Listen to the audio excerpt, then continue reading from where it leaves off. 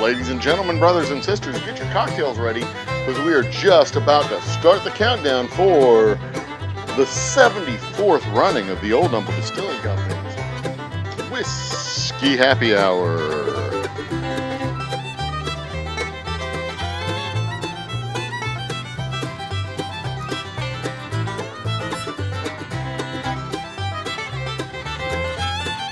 Just one quick sound check to make sure everything's running properly.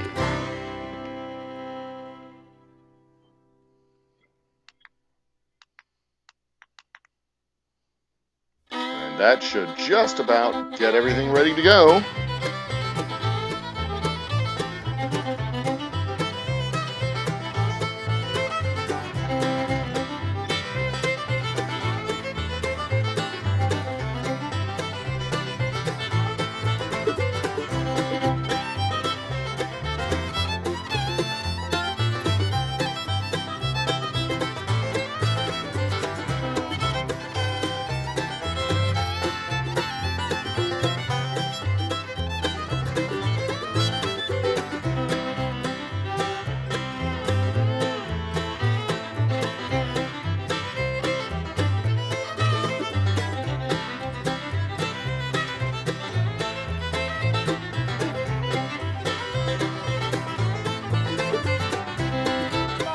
A little ordinary? Is it lacking something awesome? Well, head out to your local liquor store and pick up something extraordinary. Grab a bottle of Old Humble Straight Whiskey or Old Humble Special Reserve. They're clean, smooth, easy drinking whiskeys that taste the way whiskey should taste. From humble beginnings to an extraordinary finish, Old Humble whiskeys are what your bar needs today. Walk tall, be awesome, and drink humble. Old Humble Straight Whiskey and Old Humble Special Reserve. Get yours today.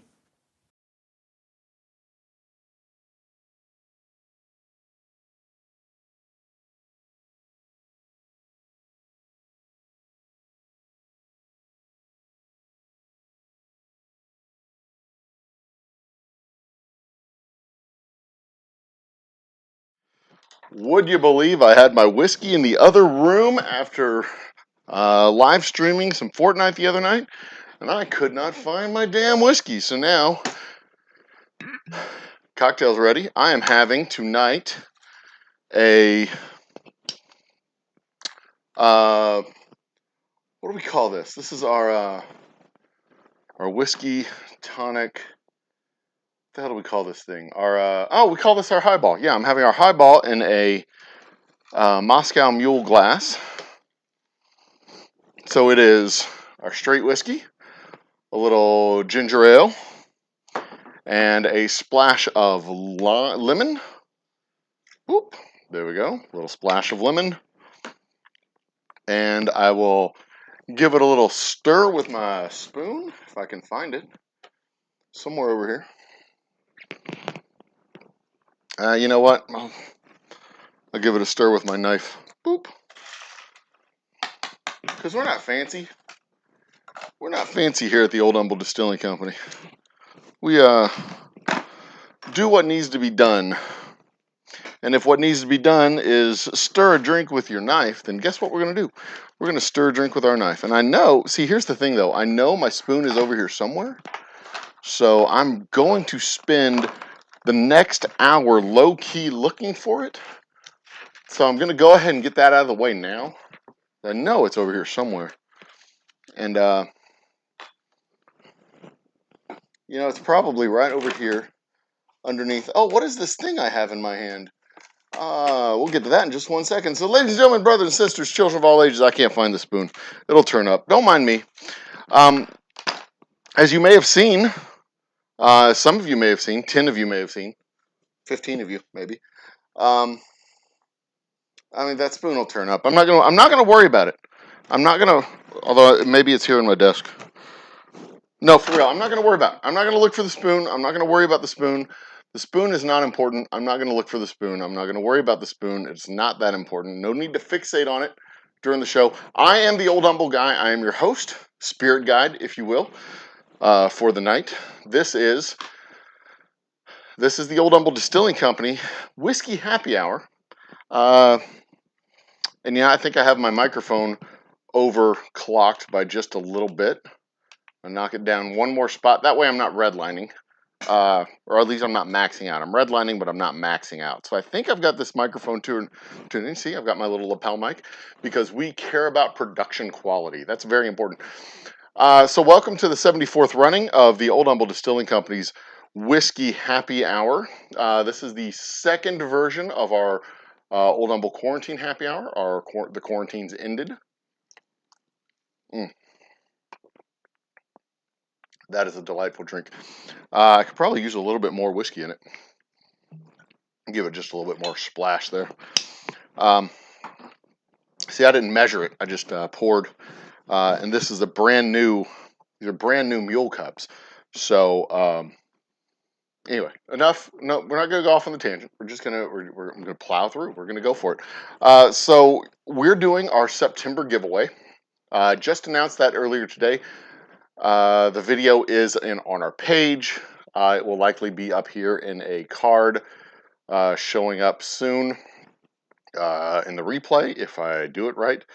Let me see here. I might even be able to post the link to the video now. Share, copy link. I think I can do it. There's the, there it is. Boom. Our big September announcement. In fact, I'm going to pin that. I'm going to pin it right there. So y'all can go see the announcement. We are doing our September giveaway. Let me see if I can find the graphic right here. There it is. It's the same giveaway that we did back, I think it was June. It might have been May. I think it was probably June. It was probably June when we did the giveaway because it might have been May. I can't remember when we did the giveaway. It's probably June. But you know, quarterly giveaway is a fun thing to do. In June, we gave away 3 sample bottles of our whiskey. One of our straight whiskey, one of our special reserve, and one of our double oak rye. And I have put my hand, I also threw in a cigar, and I put my hand on another cigar box right here, which will be converted into an Old Humble whiskey box.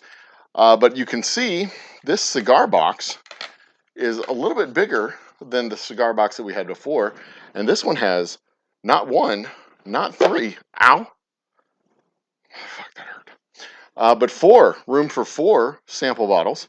Let's get that out of the way. Room for 4 sample bottles right there. You can see them, but also room for a shot glass right there. You see that? A shot glass and a cigar. So I bought a pack of Rocky Patel, a sample pack of Rocky Patel cigars. I've got our Old Humble Distilling Company shot glass right there. And there are 4 sample bottles that can fit in this apothecary box. And there's also this other thing that was supposed to be in here that I pulled out and threw on the, where did I put it? It was a little spacer so that the bottles will stay where they need to go. Where'd it go? Whatever, I'll find it and put it back in there. But that'll keep everything nice and tight and where it belongs so that we don't lose anything. So yeah, I don't know what the 4th one's going to be yet. The 4th one's going to be a wild card. But this will be coming out in September. We will be spinning the wheel in September. You will get 1 sample of 4 different whiskeys from the Old Humble Distilling Company. What 4 different whiskeys could it possibly be? We know we have our straight whiskey. We know we have the special reserve. We know we have the double oak straight rye. What other whiskeys do we have? Pray tell, oh wise one, Mr. Old Humble Guy himself. Do you have a 4th whiskey that you are going to be putting into the mix? Why, wouldn't you like to know? Yes, I would. That's why we asked the question, you stupid jerk. Calm down. You don't have to be fussy at me. We will have a 4th whiskey. And that's going to be a surprise. I'll announce it later this month. How on earth do we get a hold of this prize pack, you ask? Well, you got to go watch the video from earlier. It's linked up there in chat. It's the pinned comment. But we will be spinning our Wheel of Doom and Glory. Is that this button here? Yeah, it's that button here. Wheel of Doom and Glory. Show your face, please. There's the wheel. There it is. It's over here. The Wheel of Doom and Glory. There are currently 92 entries on the Wheel of Doom and Glory, and that is because people have been playing trivia these last 3 months, since June, when we had our last spin. So everybody who's been playing trivia has gotten their boozy bucks converted into a slice on the wheel over here. Look over here, the slice on the wheel. There it is. Um, everybody who's been playing trivia, who's been winning trivia, every winner in trivia has gotten their name on the wheel. If anybody who has their name on the wheel, if you've been winning in trivia, you have trivia points, you want to convert your trivia points into merch, you want a hat, or you want some sunglasses, or you want to cash those in towards a bottle of whiskey or something like that, let me know and I'll pull your name off the wheel. We'll put it on to a tab at the store and see if we can't get that sent. You're gonna have to pay shipping and all the accoutrements to go with it.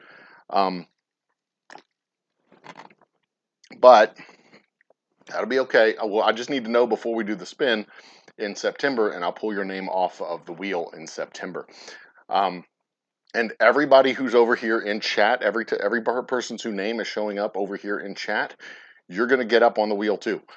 This is an official first entry day. You only get one entry per show, so don't think you can just do HELL, 5 different posts in chat, and that'll get you on the wheel 5 different times. That's not how it works. But I am going to close this wheel because it is lagging the shit out of my show. Bye, wheel. Bye-bye. It's on this side of me. The wheel's on this side. The picture's on this side. But that's how you're going to get on the wheel. In September, we spin the wheel. It'll probably be the second week of September, and I'm going to go back through the chat log and pull down every single one of these names that I see and make sure that they're all on the wheel. Don't worry, I got your back. I got your back. I will make sure you get there. If you participate in the show, it's a participation-based entry event. So if you participate in the show, you will get on the wheel. Sorry, I'm looking for that thing. I know it's around here somewhere, and I need to stop looking for it because I don't need it. I don't need it right now, so I can just chill. It'll show up. I know where it's at. It's somewhere in this room. It'll turn up. Calm down, dingus. Jeez, I'm such a scatterbrain sometimes. Anyway, so that's how you get on the wheel. We spin the wheel. It'll probably be the second week of September. If I look at my calendar, September, the first show in September is the 1st of September, and that happens to be my anniversary, so we're probably not going to do trivia that night, which means the first opportunity to spin the wheel will be the 7th or 8th, but I may do it on a special show, which would be the 9th, that Friday. We'll see. Calm down, keep your shirt on. I'll make that announcement later on this month. We'll continue to collect up entries and collect up people to put onto the wheel. The more the merrier. Someone's going to go home with it. You can have multiple entries on the wheel. That is 100% allowed, which is why we have 92 or so. A bunch of those are taken up by one person.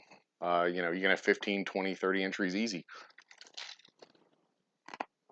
And every time you participate, with each individual show that you participate in, and that's not just our happy hour lives at night, that's also our day in the life shows from the distillery proper. And you know what? I'll even throw in comments on our recorded shows, not the shorts. I can't track comments on the shorts. It's really hard to track all those comments. But any of our recorded content that I send out, I'll track those as well. So there you go. That is all the housekeeping that I know for sure that we've got. Our road show is continuing. Tomorrow I will be in the Woodlands, and Friday I will be in Atascocita, and then Saturday I'm going to be in Dallas. It's my menu of events right here. And then we go to Total Wines. We start at Total Wines starting Saturday the 13th. We begin our tour of Total Wines. We got 1, 2, 3, 4, 5, 6, 7, 8, 9, 10, 11, 12 Total Wines that we're going to be visiting around the Houston area. So I'm looking forward to that. That's going to be fun. Total Wine's always a fun shop. It's a different vibe in Total Wines than in Specs. And some of y'all outside of Texas, you have Total Wines. You know what Total Wines are like when you go into Total Wines. Specs are kind of the same way, but they're local. They're a little bit looser. They're a little bit more fun. I don't know. It's just a different vibe in Total Wines. Total Wines feel like they're Total Wines feel a little bit more stuffy. You know, they put you behind a booth. They get you in like a little tasting area. You're with a counter and everything, and it feels very wine bar-y type of thing. Versus Specs when they got you behind a barrel and you're doing the stuff in a barrel and it's really relaxed, really laid back. I don't know. But I mean, they're effectively the same. You know, big national. You know, Specs is a statewide chain. Total Wine's a national chain. It's just they're effectively the same type of thing. I do see chat just blowing up. Cheers to chat. I'm gonna pop open my chat window so I can see. Um, we got Maddie J. We got the goddamn bacon in the house. We have Easy Street with Gin. Hijabs for all. Who else is in chat? Donner Pass Whiskey. Cheers, Donner Pass. Moose Gal Corner is in the party. I gotta say, tonight's topic about the Pilgrims, the first colonists, America's colonists, the Pilgrims. It was a topic that I'd only touched on lightly um, in the past. You know, we have our mythology. We know who the Pilgrims are, right? Everybody knows who the Pilgrims are. But this was a fun one to research. Y'all picked a good choice to come back. Next week we'll do the one about our rights. Probably talk about human rights. History of human rights is fascinating because we have rights until some entity tries to take them away from us, and then whether it's a company or whether it's the government or whatever, and then we have to go in and have them codified into law saying those are rights, you can't take them away. So it's kind of like if in our natural state we have, you know, basic rights, um, unless people are trying to take those rights away from them. And usually when people take those rights away, they get government laws to assist with that. Um, and that'll be next week. That's a fun one. That's a fun one philosophically to go into, history wise and philosophic wise. Tonight's topic, full on history, fascinating history too, way more fascinating than I thought it was. And I think we can predicate. Um, you know what? I'm going to start with the title screen because in case I want to do this as a standalone, it's going to be fun. So let's start with the title screen, and then I'll come right back. Don't go anywhere. Calm down. Don't go anywhere. We'll be it's just going to be like 2 seconds here. It's 10:20. I think I might have like a 30-minute monologue worth of information about the Pilgrims. So okay, bear with me. Ready? In 3, 2, 1, going to title screen. 3, 2. Ladies and gentlemen. No wait, hang on. I don't want to do that. I don't want to do that. Oh, look at the music too. I gotta mute the music. Mute the music. Calm down. Okay, let's get this. Okay, in 3, 2. And we're back, ladies and gentlemen. The Pilgrims, America's first colonists. The first. It's not really the first colonists that defined America because we also had the Virginia colonies, which came a few years before the Pilgrims landed at Plymouth Rock. But the Pilgrims are generally the first. I think they're considered to be. I'm trying to think of the right words for this. They're considered to be the first colonists that came for permanent colonial permanent colonial mission, a permanent colonial settlement from England and the Netherlands, because we had the Spanish who came here first, and the oldest actual colony in the United States, the longest continuous colony in the United States was, I believe, St. Augustine down in Florida. But as far as the first colonial settlers in the Americas, in the United States of America proper, the Pilgrims get that acknowledgement because the Virginia colony was a commercial colony to start with. It wasn't considered to be a permanent settlement colony when it was started, and it wasn't continuous from its founding on. It was a corporate colony that was founded. It kind of went dead a little bit. It had its struggles, and it came back, and it was a persistence of the company that maintained the Virginia colony versus the Pilgrims, which also I found out was a persistence of the company supporting them, but it was also the first viable colony. They managed to figure it out. They got a little help from the locals, but they managed to figure it out and become a viable colony with actually very little financial backing, and the financial backing that they had was pretty piss poor. But we'll get to that. So first of all, let's talk about the mythology, and I also want to preface this um, with the understanding between you, my loyal, loving viewers, and me, your spirit guide and host. We're not going to be like shattering any hero notions on this idea, right? I mean, we all pretty much understand that people from the 15th and 16th centuries are kind of dirtbag people to begin with, right? And not because, fundamentally they're flawed human beings, because they may not be fundamentally flawed human. We don't know who the hell these people were. I don't know them. You don't know them. I just mean, the time when they existed, right? They were just generally like, if they were to exist now, they would be appalled. They would be offended at everything, like seeing ankles and whatnot, right? Okay, so like we're not shattering hero myths, right? Like we understand these people are dirtbags. Good intentioned dirtbags, maybe, but they just lived in an era where everybody was pretty much a dirtbag. Um, golden, whatever. If you want to call them golden-hearted dirtbags, that's fine.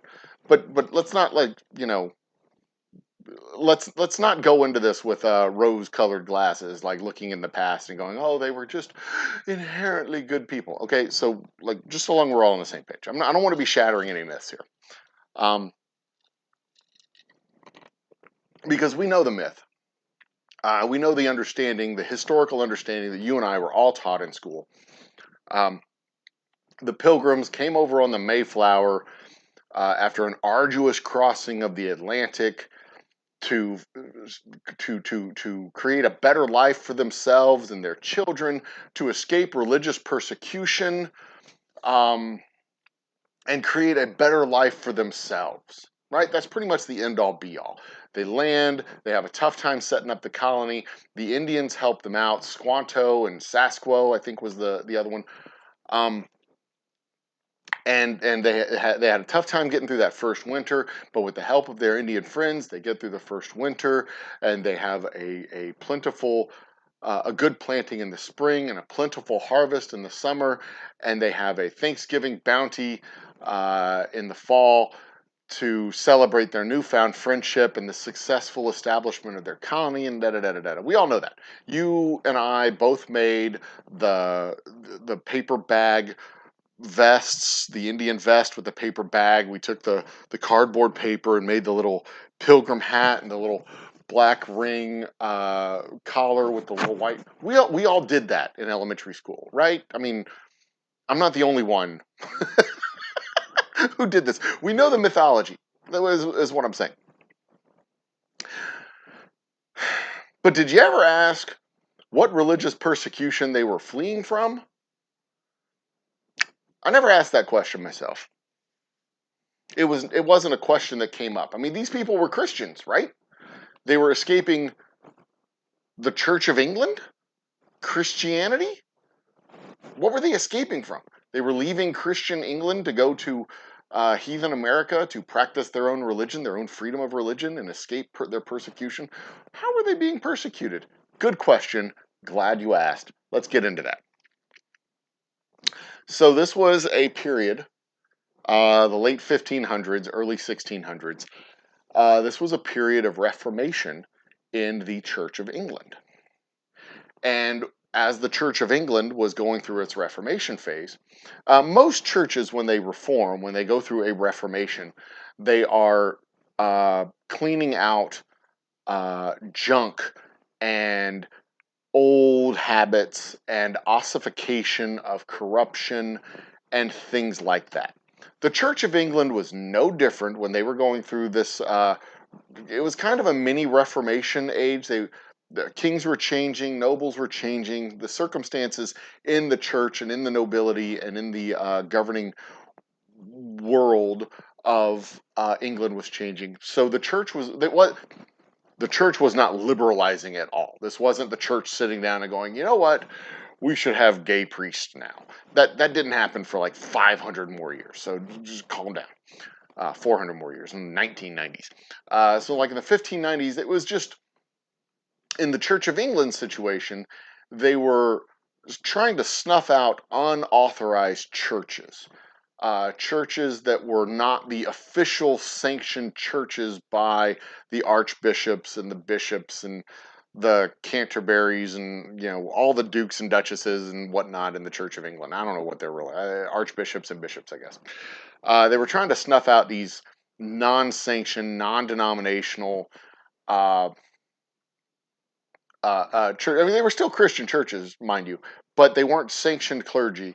They were clergy that it was basically home churches, I guess is a really good way to describe it.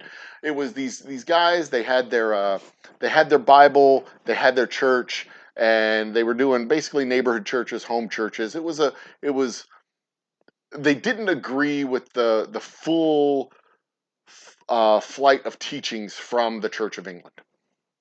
That's the best way to describe it. And an even better way to describe it was that they didn't fully appreciate that the Church of England wasn't requiring enough piety in your day-to-day life. I mean, the Pilgrims and the Pilgrims and the Puritans weren't the same people, but they came from the same church background. Right? They weren't the same people. They were two different locations. One was Rhode Island, one was Providence, the other was over in Massachusetts. They were two separate groups of people, but they were cut from the same ecclesiastical cloth. And it was a black cloth for for your memory's purpose. Your mind's eye is telling you exactly what you are remembering. The Puritans with their flat hats and their wide brims and their black cloaks and their white collars. That was the Puritans. That was also the Pilgrims, but they were two different groups of people. It's important to remember they're two different groups of people, two different geographies, but it's the same congregation of separatists. The English called them separatists. The English didn't call them pilgrims. Pilgrims was a term that was applied to them much later by Americans. The English called them separatists because they wanted to separate from the Church of England. And the Church of England was saying, look, you can't separate. You can't go have an unsanctioned church. The national church in England is the Church of England. It's then our name, right? You can't just go set up another church. You have to belong. You have to go to the church that is literally headed up by the king. It's part of our governing structure. That the Church of England is England. That's you got to go to this church. And they were like, nah, we want to set up our own church. And England's like, okay, but it's going to cost you. You're going to have to pay a fine. If you want to go to that church, you're going to have to pay a fine. You're going to maybe get roughed up a little bit. Maybe have your churches burned down. Maybe, man. If your church is your home, then you're going to have a little bit of an issue with that because that's your home, and your home might get burned down. So these guys were like, "Look, you're a little bit too free and easy with your whole not going to church 6 days a week, 7 days a week. You're a little bit free and easy with not having to." Do your prayers before work and do your prayers after work and go to church after work and you're a little bit free and easy with not requiring people to pay tithes. You're a little bit free and easy with the whole church doctrine thing, and I don't really think they were particularly keen on the idea of divorce either. But ultimately they said, you know what, screw you guys, we're going to the Netherlands because the Netherlands is a much more open and free society, and we're going to go over there and we're going to be able to do our strict interpretation of the scriptures, and we'll be able to do our strict interpretation of religious texts and religious behavior and religious activity. Asceticism was another thing that they were really keen on. That whole notion of material belongings and material trappings were bad. And they were really gonna focus their teachings and try and be just pure of heart, pure of soul, pure of mind, pure of body, do all that sort of stuff like Puritans. That's kind of where that idea comes from. So they go to the Netherlands of all places. Well, the problem with the Netherlands was that the Netherlands was a much more open and much more tolerant society, which was great for them because they could be among themselves and be tolerated and not be taxed out of existence and not have their home churches burned down and all that jazz that was happening in England. But it was a much more open and tolerant society. So they were like, yeah, come on over here. Um, I can't think of a Puritan name, a pilgrim name. Jebediah? Would that be a pilgrim name? We'll go with that. Come on over here, Jonas and Jebediah and Ezekiel and Isaiah. Come on over here and hang out with us, Netherlanders. The Dutch we're cool people. Come and hang out with us and have our Dutch apples and fritters and I don't know what Dutch people eat. I should. That's kind of my heritage, but we haven't been Dutch since we got kicked out of the Netherlands, really. Um, that's a whole nother story. Um, but the openness and tolerance of Dutch society was basically eroding the cohesiveness of the separatist community that went over here. They were also called the Brownians because one of the pastors was named Brown, so they were called the Brownians. Um, but not the Browncoats, which is really disappointing because the Browncoats would have been a really cool name for a group.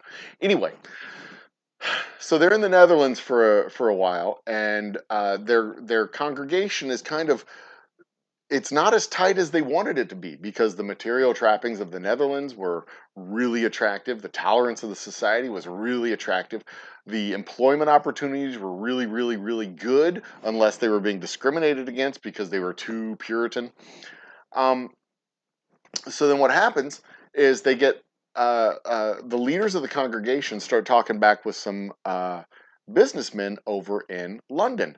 The businessmen known as the adventure businessmen. It was like 70 business dudes who threw cash into this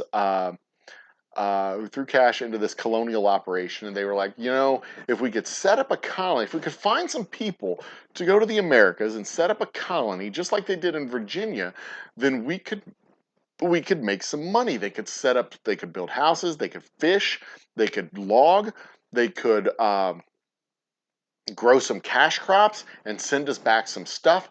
All we need to do is find some willing colonists to go over for us. We don't have to give them anything because they'll have supplies over there. We'll send them with some food. We'll send them with some clothes. We'll send them with supplies. And once they land, they can build their homes. They can make their own clothes, and then they can make their own food, and they can do all so they can be self-sustaining, and they can be self-sustaining within like a year, and it'll be great. So these business dudes the congressional leaders and the business dudes, match made in heaven, like peanut butter and chocolate, right?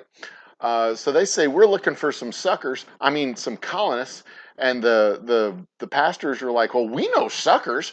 Uh, I mean, they can be colonists, but yeah, they're great suckers. They followed us over to the Netherlands, and here's the problem with the Netherlands: the Netherlands is really cool, and they're trying to get our people to like wear dresses that come up just above the ankle, and that's scandalous.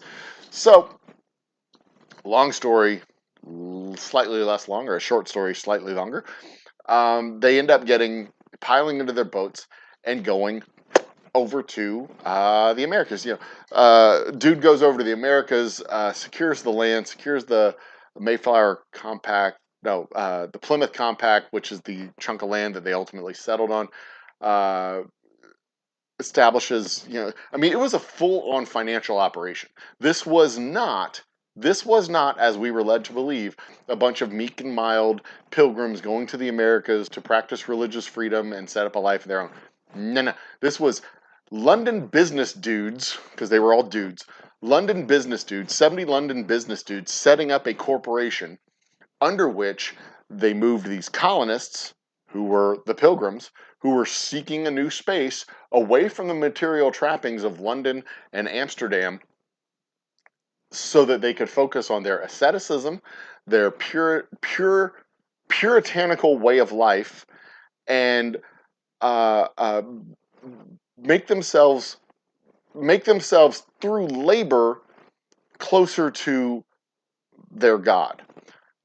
It was all this. It was all this idea, and this is truly, truly part of the American psyche all the way up to today. It was this idea of leaving the trappings of civilization, going off and living in a mud hut far across the horizon, cutting down trees, building a cabin, planting a field, fishing for food, and living off the land, becoming a self-sustaining, self-sustainable individual in tune with your God, in tune with the nature, in tune with everything around you, this rugged individualism idea.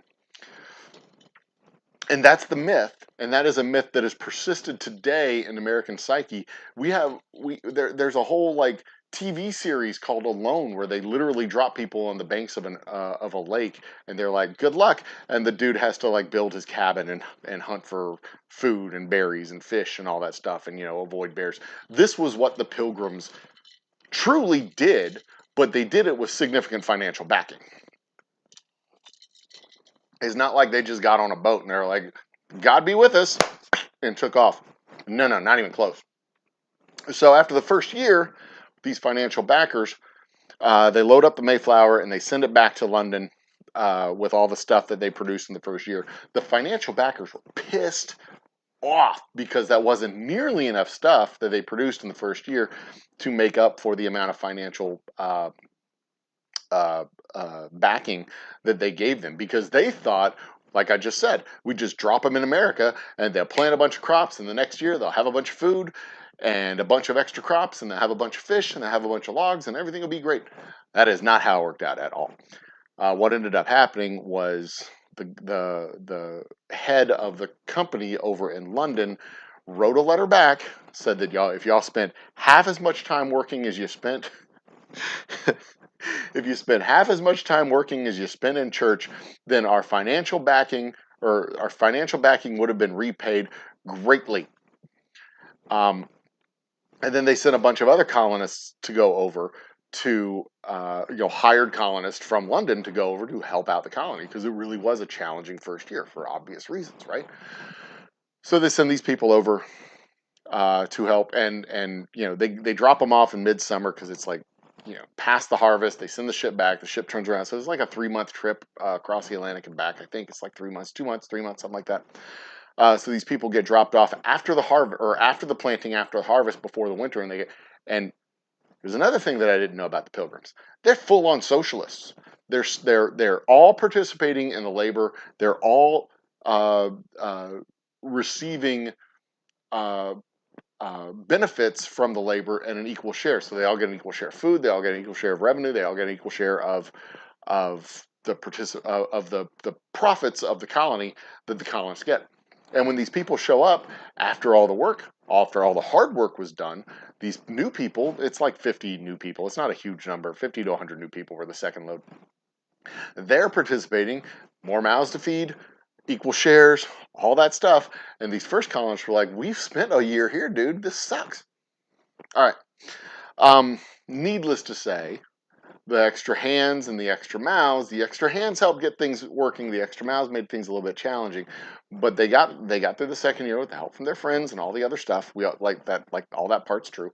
But they ended up being deeply in debt, and it took them several more years to pay off the investment and the work that was done. So everything that we know about the Pilgrims isn't false. A lot of what we were told about the Pilgrims is pure mythological fantasy. Pure mythological fantasy. But a lot of what we knew about the Pilgrims, like there's nuggets of truth in the mythology. Some of it was just we just weren't told. They're like, we don't need to tell them about the whole socialism thing. We don't need to tell them about the deeply in debt thing. We don't need to tell them about all that stuff. We'll just tell them about the good part, the rugged individualism, and which was a pure, full-on baloney myth. There was no rugged individualism going on. These were 130 people who all pitched in and all helped each other out and all worked together in order to make this colony work. And all, celebrated and shared the same. They were not meek and mild pilgrims avoiding persecution of the church. They were a bunch of angry, pissed off separatists who were mad at the church for not being strict enough, and the persecution that they were encountering from the church was because the church wouldn't enforce their idea of strict scriptural purity on the entire congregation. So like their idea of persecution was like having to sit inside the church with women and men at the same time. Like or not preventing women from teaching. That was their idea of persecution. Not being forced to go to church on Tuesdays and Thursdays and Fridays and Saturdays and Wednesdays and Sundays. How dare you?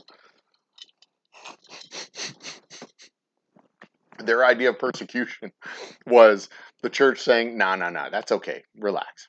It's not really unlike the church splits that have happened in the last 20 years when PCUSA and the Evangelical Presbyterian Church split over the notion of gay marriage and property rights and other stuff. And it's not unlike that, where except that the more conservative faction of the church that left weren't bitching and crying about persecution. They were just saying, the church it was a true legitimate difference of opinion of what Scripture says and what God wants, and how best to bring the gospel to the hearts and homes of other fellow humans, because everybody knows the best way to bring the gospel to hearts and homes of more people is by telling certain people that you're not allowed to participate in the gospel. That's the best way to do it, and that's why some people left. And if you like that sarcasm, I've got a lot more where that came from. Subscribe and hit your notification bell. But there you go. I mean, I don't think this rises to the level of slaying heroes. I think a fuller understanding and a fuller picture of the Pilgrims and what they meant to the United States, the mythology that they helped create in the United States, the mindset that helped create a significant feature of the American of the idea of what it means to be an American, and that mythological notion, the romantic notion of a group of people being able to, or even a single person going out into the wilderness and forging cutting a civilization literally out of the woods, and building a brand new thing that didn't exist before from scratch. Those things are really, really, really important as far as the psychology of what makes us who we are, but also knowing the fuller picture of who these people were, and that they weren't saints, for one thing. They weren't a bunch of saints. They weren't a bunch of high-minded idealists. They were literally trying to escape civilization so that they could focus on what it was to them was most important. And, on many, many, many levels, I think most people can respect that, even if it means, the bad, even if it means you have to accept the bad that comes with it, because, ostracizing women for being adulterers, but not the men for being adulterers. That was a thing that they did. That wasn't just the Puritans, that was the Pilgrims too, because remember, they were part of the same congregation. Even if they were two different people, they were part of the same congregation. But you take the good, and like I said before, at the opening of this, we're not talking about a bunch of like good people, because really back in the 1600s, there weren't a lot of what we would consider to be like good people. They weren't like people that we would look at as fair-minded. Didn't we're in a significant minority back then. They had a very narrow worldview, because they lived in a very narrow world, and it's understandable. There's you can't condemn them necessarily for who they were. Uh, you can certainly condemn people. Can certainly condemn people for today for trying to model those ideas back then, in today's world. Uh, I guess we can go that route, but as a product of their time, we're not talking about like necessarily a bunch of quote unquote good people. They're all kind of 16th century dirtbags, and that's you know like we learn in The Good Place. You're a product of your environment, and if you take the person out of their environment, they may become a different person today. So we couldn't like necessarily, um, but it's not like we'd build a statue to them necessarily today. That probably we could build a statue to the idea of these people. But that's a whole that actually would be a whole nother good topic to discuss. Uh, do we keep around? Do we keep around monuments to true dirtbags?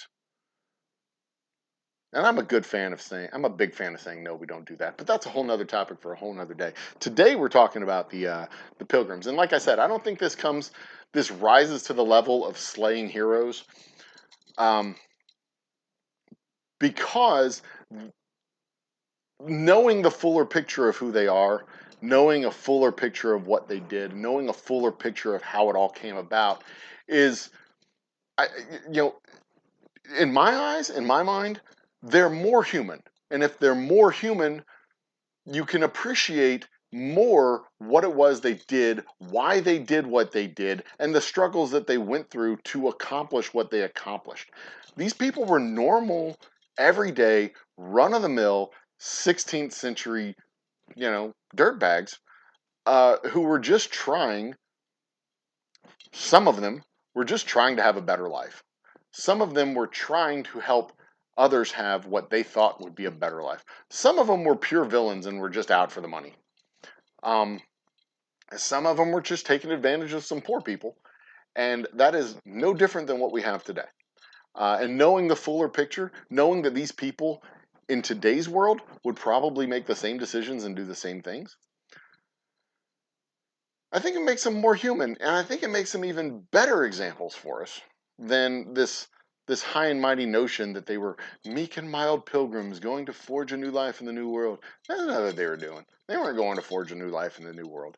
They were, some of them were being terrorized into going into the new world because their souls were going to be condemned to hell because they had flowers in their apartments. And some of them were just, I really, really want to be closer to my creator. So I think the best way to do this is to take myself and my family, and we're gonna take this opportunity as it presents itself, and I'm gonna form a stronger family out of it. And I'm gonna form a stronger bond with my kids and a stronger bond with my wife, and the life that I'm living here in the Netherlands, or the life that I was living there in London, just didn't fit for me. And I want to go do this thing, and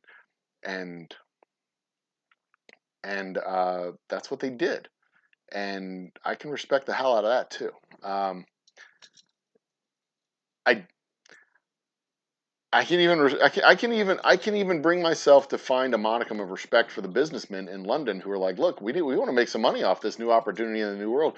Where are we going to find some colonists? What about those separatist guys who just wanted to leave England a few years back? Can we find those guys? I mean, they had a problem and they found a solution, and they connected the solution. I think they probably could have supported the venture a little bit better. From what I've read, they could have supported the venture a little bit better, but you know, made it work. And props to the people who did the work to make it work. It worked out really well for them. So there you go. That is, from what I found, a. I'm certain that there are a lot of gaps because I am not a scholar. Well, I'm not a I'm not I'm not a student of this. I didn't spend a lot of time researching it. This was just reading like 30 articles over the past 4 days from a lot of different sources, looking at a lot of different aspects of how this thing went along, which is why I don't really remember the names. But trying to find a much broader understanding and a much more rounded understanding of what this was. This was a fascinating topic. This was a fascinating study. And this is a study that could literally fill books and volumes and probably even entire classes. And what we get in elementary school is like a week every year, and that's it. And it's a shame. But ladies and gentlemen, brothers and sisters, that is America's first colonists, the Pilgrims. And now we will go on to the second part of our show. Be right back. Cheers. There we go. That should bring our chat window up. Yes, it does. Hot damn. It worked. It almost worked like I planned for it to. So it is currently, let me look at my timestamps. We are currently at, and this is the fun part of the show where I try and race against the clock. It is 10:52. I believe I started, well, I'm going to go all the way back to the beginning. See where I can go. Here we are with chat. It's actually kind of warm in here. It was cool earlier. So Donner Pass whiskey, easy treat with gin. Everybody started in chat early, right around 3 minutes after the show started. Good deal. So cheers to Donner Pass and Easy Street and the computer saga. What computer saga are you talking about, Jen? That was that one of the options in the. Was that one of the options? Militia, history of human rights, computer science. Jen, you got to give me some more information on that. I know that is literally 50 minutes ago, but you got to tell me more about that. I feel like I need some turkey and pumpkin. Turkey and pumpkin pie. That is much better than what they ate back in the day at Donner Pass. Oh my God, that would be a good story, wouldn't it? What happened at Donner Pass? Oh my God, that would be cool. Talk about a Thanksgiving meal. Eat the fat one first is what you do. Donner turned lights. Didn't the Pilgrims just crash into a rock? No, that's not what the Pilgrims did. Pilgrim Plymouth Rock landed on us. They didn't land on. Yeah, anyway.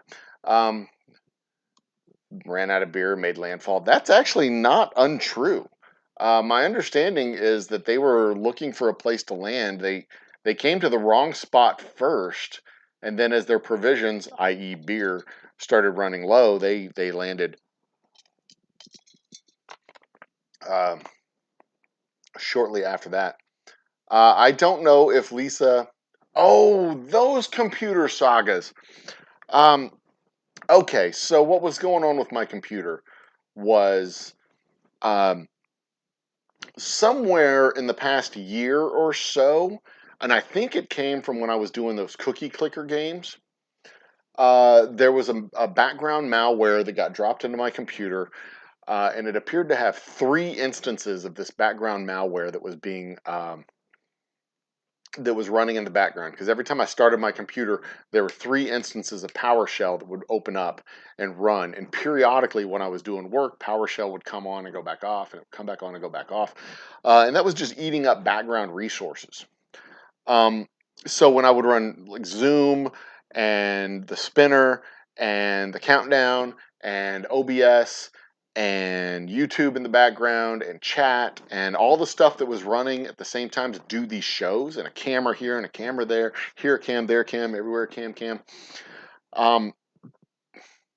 Sometimes PowerShell would pop up and my computer would seize up, and I would watch the frame rate just go from 30 frames per second down to like 17, and it would go really slow, and then we'd start dropping frames for rendering, and then the PowerShell would go off and things would just go back to normal.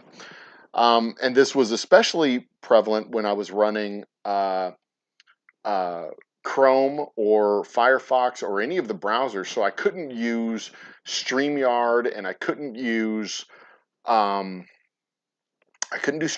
I couldn't do redirect or restream. I couldn't do any of those. I couldn't stream any of those. I could participate in other people's streams, but I couldn't do them. And it would just like make my computer seize up. So whatever was happening out there, when Tanya would stream in or Lisa would stream in, everything coming into my computer would be fine. But then when it went to the website and it processed and sent it out, it would just be shit. It would just be garbage. Or it could come in and that's why OBS worked really fine. And so everything could come in and go to OBS and then turn around and go back out. But if another process popped up, or if I opened up a browser or another page on a browser, it would just make everything seize up, because somewhere in the background on this browser, there was something else going on. And it also manifested itself when I put in something on search. When I use either, if I didn't go directly to Google for search, if I put it in the address line to search for something, my website would be redirected from Google to Yahoo or Bing or some other janky backwoods search engine. So that was eventually. I just finally, I could manage it enough, but it was impacting the quality of the shows, and I was getting frustrated, and I wanted to do more stuff with the shows. So I finally took it into a shop, gave it to a nerd, and said, "Hey, fix this." And she was like, "Yeah, I can fix that, no problem. We've seen this plenty of times." And like 2 hours later, I got a call back that it's fixed. Well, shit, I should have done that like 3 months ago. Anyway, so that's what it was. I think I got it from that cookie clicker game. Some background shit running in the background. That's my only guess, because I mean, I don't imagine I would have gotten it from YouTube or Amazon or any of the other places that, you know, Google Docs or anything like that. I don't know. I don't know. My browser's also connected. You know, our accounts are all connected with the kids' computers too. So maybe one of them was dabbling in something that shouldn't be looked at by kids. I don't know. I don't know. Um, I mean, you know, I'm a grown up, so if I go to porn, I'm going in incognito mode, so no cookies are tracking me. I'm not a dumbass, but you know, kids are kind of dumbasses, so who knows? And I've got them scared enough that they don't normally do it. So my best guess is that it's cookie clicker. I don't think it was Conflict of Nations or any of the games I play off stream or anything like that. Um, yeah, you know, and I don't know if Lisa's getting a better router or anything like that, but she needs to probably. I don't know. Um, so there you go. That was the computer saga. That was the computer.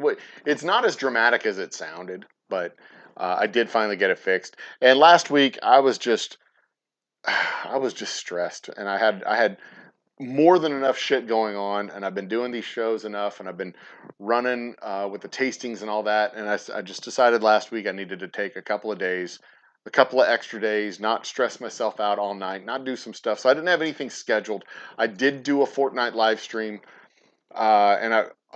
Just to be able to test out the capabilities of the freshly cleaned computer, and I can stream games again. So now I'm excited. We might have more game nights, which will be kind of cool. It's another option. It's another thing that we can do uh, to um, to engage more audience members and more eyeballs and more people, and bring more people to the channel and brand and all that stuff. Where we stand right now, by the way, with more people coming to the brand and channel and all that stuff, is I believe 663, 664. Nope, 663. I was right the first time. Um, So there you go. And we're on our march to 1,000 subscribers. And when we hit 1,000 subscribers, I'm going to fight a kangaroo. So there we go. So there's Easy Street with Jen.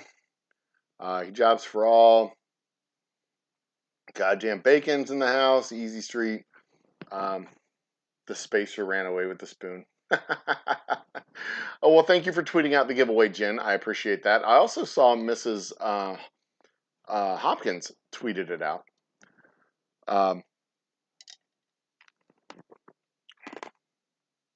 You should enter. Well, good news, Donner Pass Whiskey. You're entered into the drawing. Um, and the more times you come to a show and chat over the next month, the more entries you will have. So, great news, you're entered. Space ready to go find something to fork. Nice. Moose Cow's in the house. Cheers, Moose Cow. Not sure what my status is. I don't know what that means. That's if the stream was lagging for anyone else. Is it lagging for you, Bacon? Are we lagging? I didn't see. I don't see. I did not see me dropping any frames during that. Um, oh, the spinning wheel of doom. Yeah, the spinning wheel of doom is it's a lag monster, especially with all the other stuff that I had open at the same time. But yeah, it's fine. The wheel is a beefy monster. Scrolling, this is gonna go quick. Oh, 2017. Wheel sounds like a reason the Pilgrims would look for a new place to chill. Yeah. Not melting now. The heat finally left. You know what? The heat here in August is actually much more tolerable this month than the heat was in June. It was, it was, it was disrespectful last month, but this month so far we're 3 days in. It actually feels pretty decent right now. So I'm expecting there'll be a couple of work days coming up at the distillery over the next few weeks. Matty J joined the party. Um, okay, so September 1st, the day we're not doing a show, that is going to be let's see here. It's 2022. We were married in 2001, so that is 21 years. We are 10 years ahead of us. So yeah, that'll be our 21st anniversary. Is that Total Wine where you got the pack of Rocky Patels? I did not. I got the pack of Rocky Patels at a Perfect 10 cigar shop, which is right around the corner from my house. No, I'm sorry, Top 10 Cigars is where I got the Rocky Patels. Rocky Patels are all over the place. I like Rocky. I smoked a cigar. I smoked one of those that night. It was a mixer at the Top 10 Cigar place. I smoked a cigar, shared some whiskey. It was a good night. Good night to be had among friends. So what else we got? I'm going to catch this chat up pretty quick. I think I'm at 10:20. Where are we at? It's 11:04. I'm 45 minutes behind, but I'm going to catch it up. This is like the best part of the show, right? Where I get like 45 minutes behind in chat, and then I spend the next 2.5 hours catching it up. Grab a drink, cerveza. Yes, grab whatever you want. Drinks are not on. The drinks are on your house tonight. Except for Norse colonies in the Northeast. We see that's the thing. The Norse, the Vikings landed in the Americas. Well, I mean, obviously the Native Americans landed in America first. The Vikings landed in North America before the Spanish landed in North America, but they weren't permanent colonies, so they don't really count as the first colonies to form the roots of the American 13 colonies, right? So St. Augustine was down in Florida. That doesn't really count as the first American. When we say first American colony, we mean first colonies in the United States, because that was a Spanish colony, and it wasn't so much a settlement as it was kind of an outpost, an outfitting outpost uh, for the Spanish galleons heading back to Spain and coming from Spain. It was kind of both, because they had to have a civilian infrastructure in order to maintain the military infrastructure so that the ships could get refitted. But the first and the Virginia colony wasn't permanent. It was there, and they were working, but it was established, then abandoned, then reestablished, and it grew from there. But the Pilgrims colony, Plymouth colony, and later uh, the Massachusetts Bay colony, those colonies, once the people set foot and started building houses, they stayed.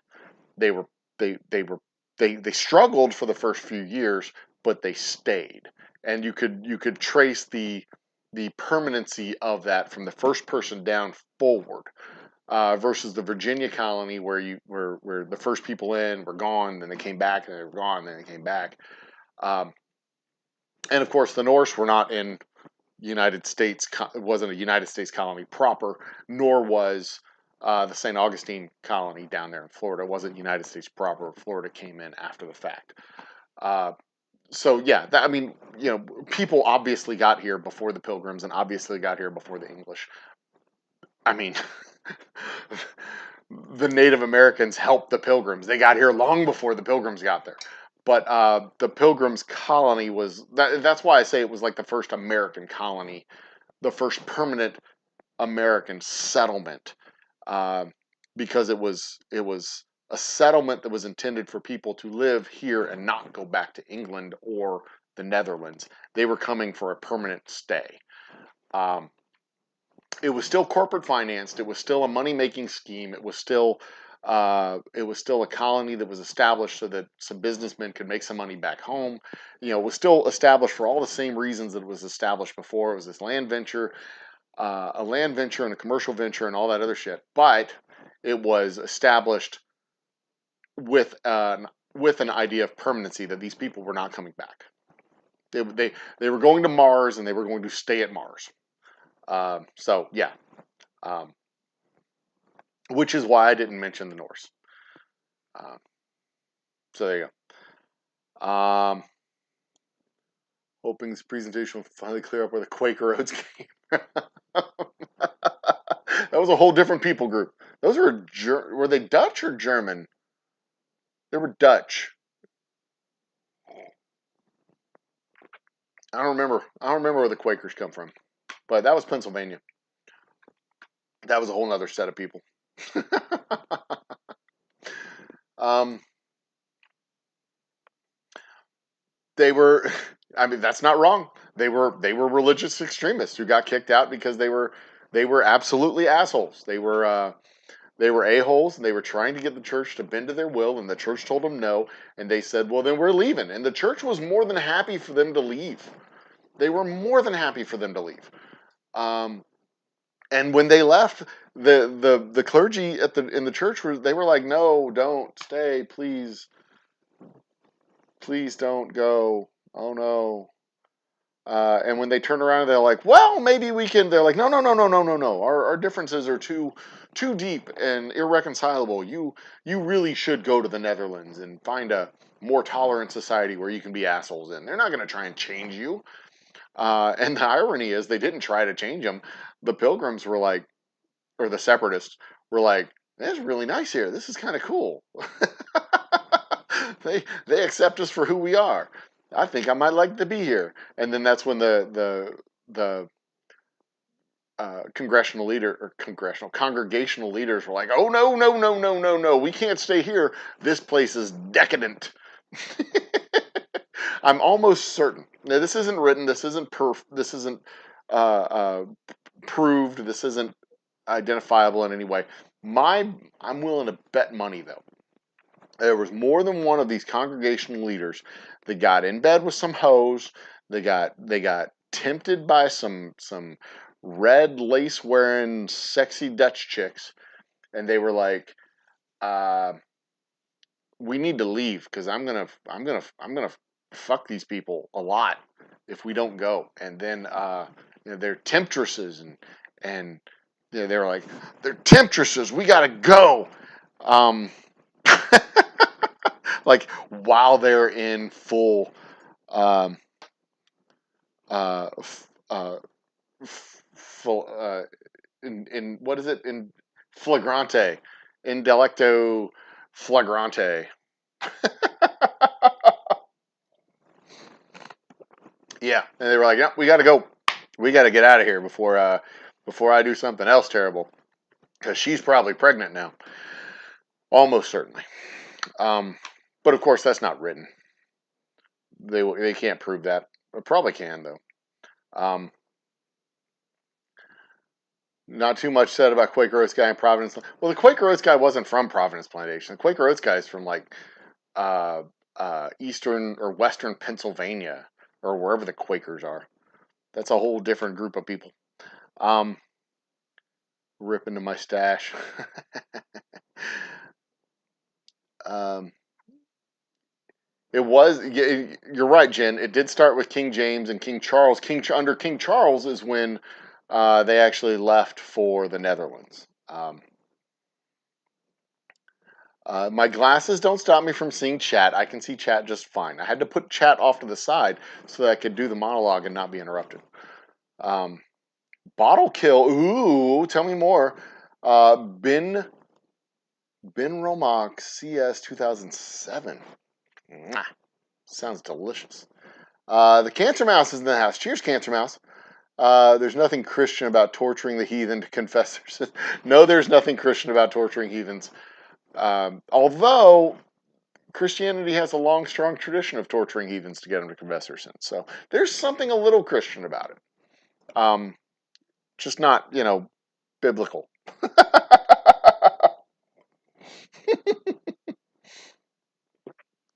A refresher course in history. For what it's worth, Cancer Mouse, I find both versions of history to be absolutely fascinating.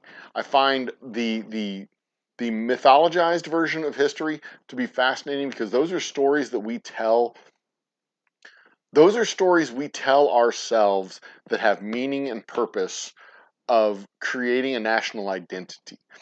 I also like the real version of history, that the underlying version of history that's the basis on which we tell the stories to each other that have the purpose of forging a national identity.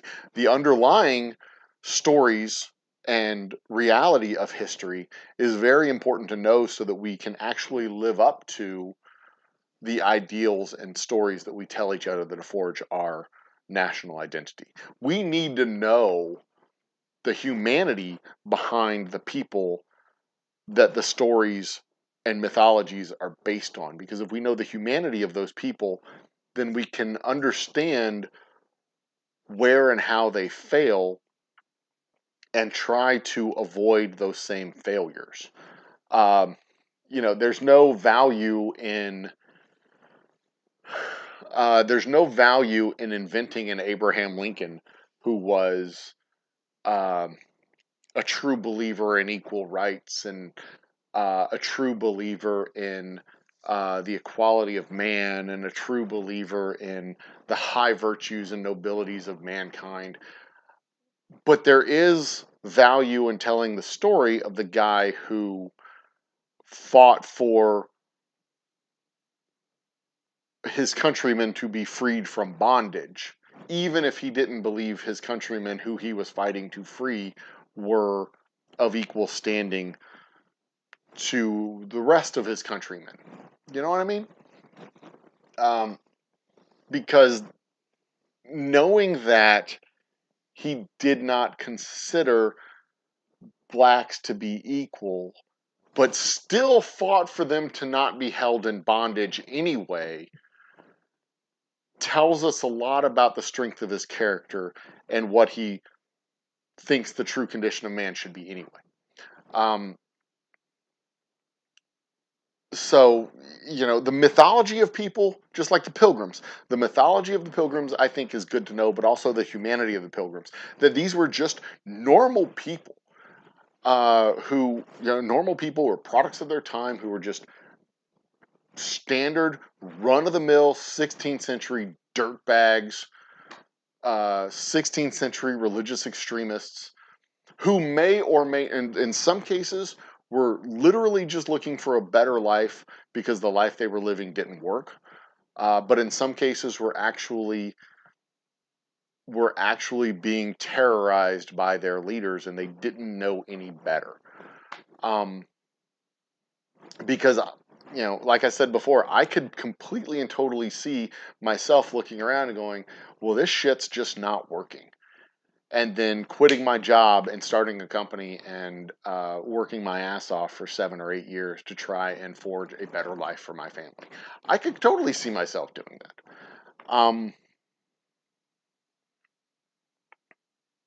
So, on that level, I can see the humanity and respect it. But on the other level, it's like, like, God, you're just a bunch of 16th century dirtbags. Bunch of fucking lackwits. Come on, man. But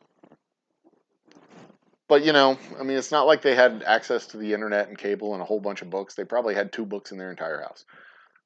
Probably Chaucer and the Bible. That was it. If they had that, it was probably just the Bible.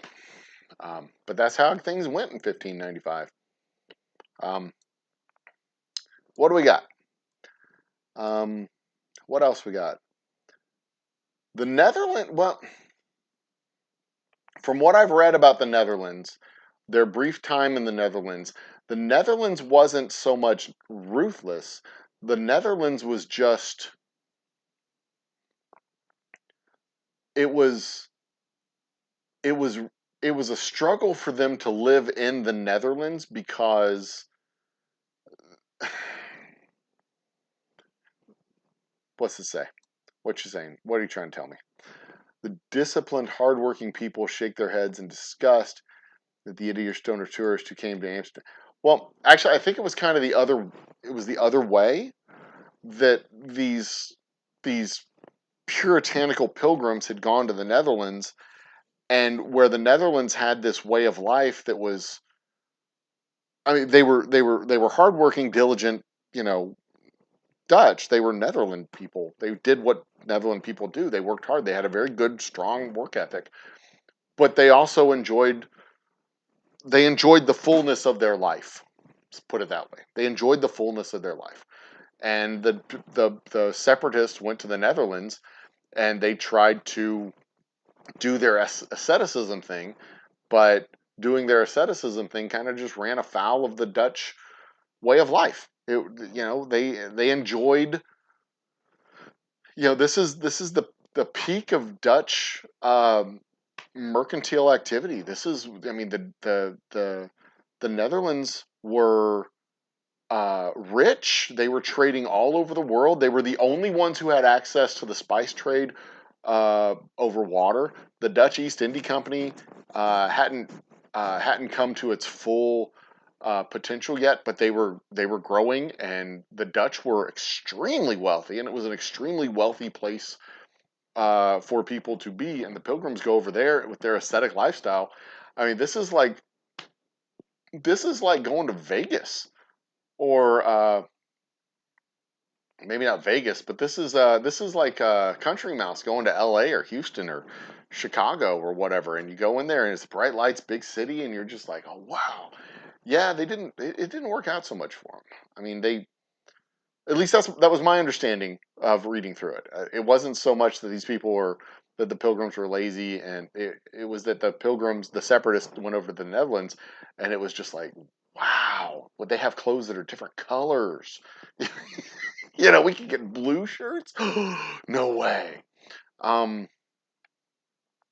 so yeah, that was my understanding. That was how I read it. I may have read it wrong, uh, but they were losing members of their congregation to the lifestyle of the Netherlands.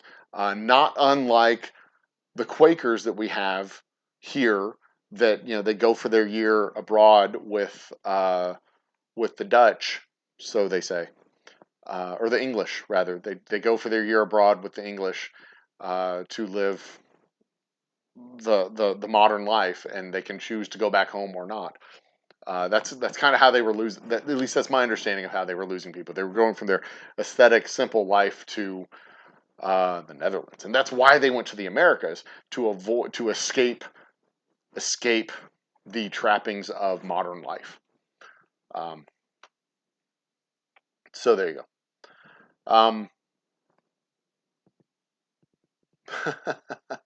Yeah, worthless eaters. Okay. Um, Good Lord. Um, Bigfoot hide and seekers in the house. Cheers, Bigfoot. And like I said, I'm going to go back through the chat logs and write all these names down and add you to the wheel of doom and glory. So next week, when we do our September giveaway update, the wheel will have fresh new names on it, and it will be expanded and grown bigger. So thank you for participating tonight, Bigfoot's Silver Hide and Seeker. Um, no one will know I make my confessions on Sundays, right? Um, we just skipped ahead significantly. Scroll up to there we are. That's why I highlight things. Mike McClune's in the house. Did I see Mike McClune? There's Mike McClune. And like I said, every name that goes in chat, if I see your name in chat, you go on the wheel. Speaking of which, there's Vanessa Kitty. We'd all be dead if they had Facebook back then. Not, yeah, I believe it. Absolutely. Vanessa Kitty is in the house. Cheers, Vanessa. Um, da-da-da-da-da. Easy Street, my computer was in the shop. It was last week, and it is back now. In fact, it was not even all last week. It was just like Monday or Tuesday when it was in the shop. It was in the shop for a day, one afternoon. Um, so there you go. Not a lot of people know what they're meant for. Donner dinner. They left Plymouth. Yeah, exactly. That's why they named it New Plymouth. They named New Plymouth for the place where they left. Of course, it can't be New Plymouth if they didn't. There wasn't an Old Plymouth. Would have been a poor girl with no status. Yeah. Join the military to have a place to live. The virus couldn't have just sent you a bunch of ads. See, that was one of the things that was happening with the virus. Every once in a while, the PowerShell thing would pop up and close, and then I have a new tab on my computer saying they couldn't access the website that it was trying to go to because what it was trying to do was do a pop-up ad, and pop-up ads were blocked on my computer, so they couldn't actually do the pop-up. So yeah, I mean, there was a bunch of shit going on. The website redirect, the pop-up blocker thing was going on, and McAfee and whatever antivirus software I've got going on over here. What is it? It's not McAfee. It's the other one. Um, I can't even remember what it is. Norton. That's the other one. Those are useless. They didn't fucking do anything. They couldn't stop it. Put it that way. Find us on Twitter, Netgear routers, cable companies. Yeah, I'm thinking I might eventually swap out my cable company's router for a better router, but it's fine. It works fine. It's fine. It's not great. It's fine. It's literally just fine. Um, turn on the computer and a virtual lady says hi. Isn't that what Alexa does anyway? I mean, you can tell Alexa to do that when you walk into a room. Hi, welcome back. What can I do for you? Anyway, we had a presidential escalation with AT&T, and their solution to our poor connection was to buy another router because there's. Oh yeah, okay, I get that. So fighting the kangaroo. Let's come back to the fighting the kangaroo idea. So I've said now for almost a year that when we hit 1,000 subscribers, I will fight a kangaroo. We have right down the street from my house, these people have opened up it's an aquarium, but it's really kind of a private zoo, for lack of a better term, because it's an aquarium, an aviary. Yeah, there's a bird building. They've got, I think, I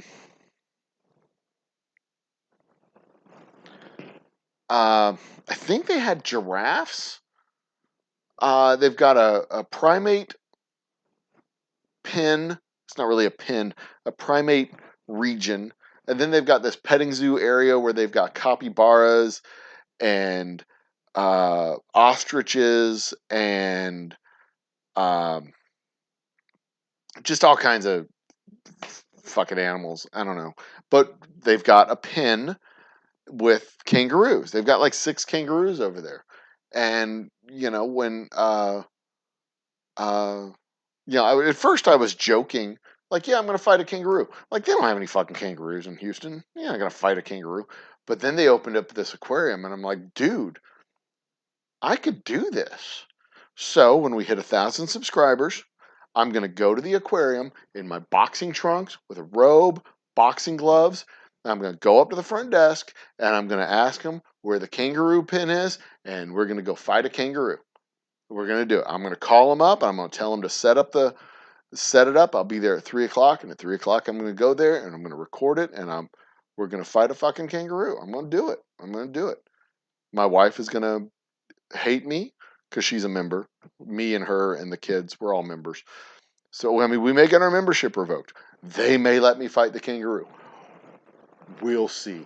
Regardless, hilarity will ensue. And I tell you, if they let me do it, I'm going to win because these guys, I've seen them. They're lazy. They're out of shape. They're sitting there in their pants with the suspenders and their stupid fedora and they're smoking their cigarettes and they got their gold chains. They are retired. I could whoop them. I'm just going to take 2 quick shots. Bip, bip. And then he'll go down. Thunk. Down goes Joey. The crowd will go wild. It'll be amazing. Sirens will go off. I'm going to bust them up. And then, the cops will come and arrest me and all that.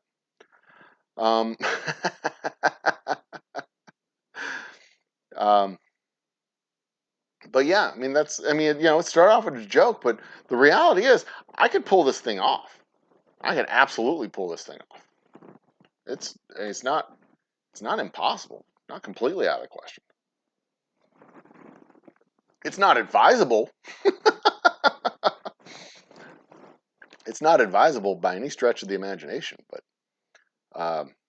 we'll see. We'll see. We'll see. We shall see.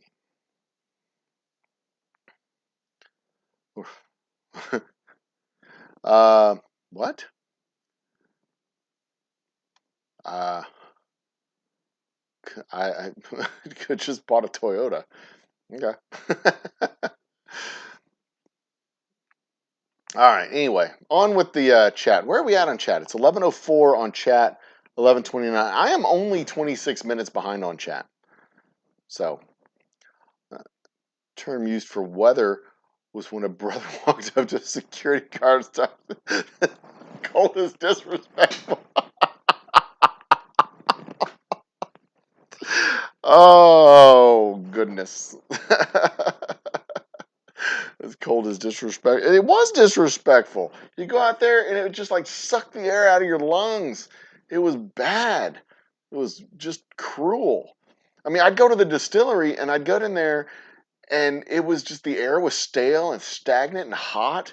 And then when I opened up the doors to get the breeze to come through, it was just a hot breeze. It was like in a convection oven. I felt like I was cooking. Ugh, it was dreadful. But I've got some work I need to do. I want to build our bar, and I've got some things I want to work on. So yeah, I'm gonna go in there. I'll probably record. We may do a live Saturday. Well, not Saturday. I'm out of town on Saturday in Dallas. Maybe we'll do a live next week. I might do the live tomorrow. We'll see. I don't know. I'm gonna do at least 2 or 3 lives from the distillery so that we can get more names going into the Wheel of Doom and Glory. So there you go. 2 fiber lines, 2 streets, da da da da da da. Gig speeds each way. Yeah. I think I've got a gig going into and out of the or out of the distillery so that when we do our live music, I've got a big old tube going out of the distillery.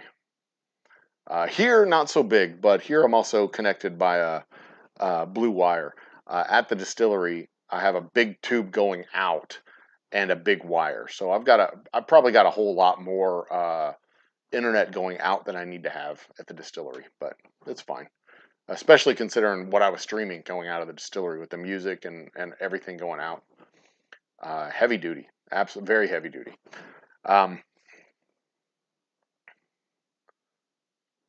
Yes, that's exactly. They had temporary settlements over in Newfoundland, and reportedly, depending on who you believe and what kind of history you believe, they go deep into the central part of the tundra land up there through Canada. I don't know how much of that was necessarily Vikings going into the central states, like all the way into Wisconsin, because that's a long walk. That's not boating. I don't know how much of that was the Vikings and how much of it was just stuff that was picked up and carried by the local natives. But yeah, there weren't permanent settlements. So yeah, I get that. Easy Street with Jen giving us dates. Virginia, Jamestown, 1607, Massachusetts, 1620, New Hampshire, 1620, Maryland, 1632, Connecticut, Rhode Island, North Carolina, South Carolina, New York. Yeah, the Pilgrims were like 1620, if I'm not mistaken. So that Virginia colony predated them by like 13 years, but it was not a, um, it was not, it wasn't continuous. It wasn't continuously habitated. Maybe is that a word? We're gonna make that a word now.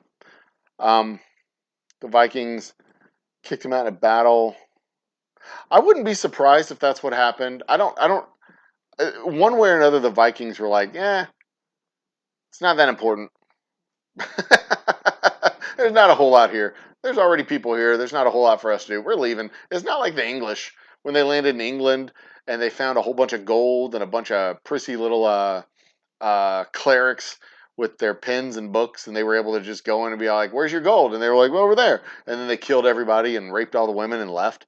Um, and then they came back and started farms. That's pretty much how England got conquered by the Vikings. I mean, it's impolitic, but it's true, or mostly true. Um, Netgear makes a great cellular router. Um, yeah, yeah. So it was Eric the Red Sun. Yeah, I mean, yeah. Y'all talk amongst yourselves about the Vikings. I'm not well versed on the Viking history. Everything north of Oklahoma is kind of a. It's hard for me to follow anything that goes on north of Oklahoma. Maybe I should do a deep dive into the Texas Revolution. Maybe we'll see. 100 Years were Quakers. Find us on Twitter. Greenland enticed people to flee Iceland, even if Greenland had more snow and harsher winters. Yeah, I believe that.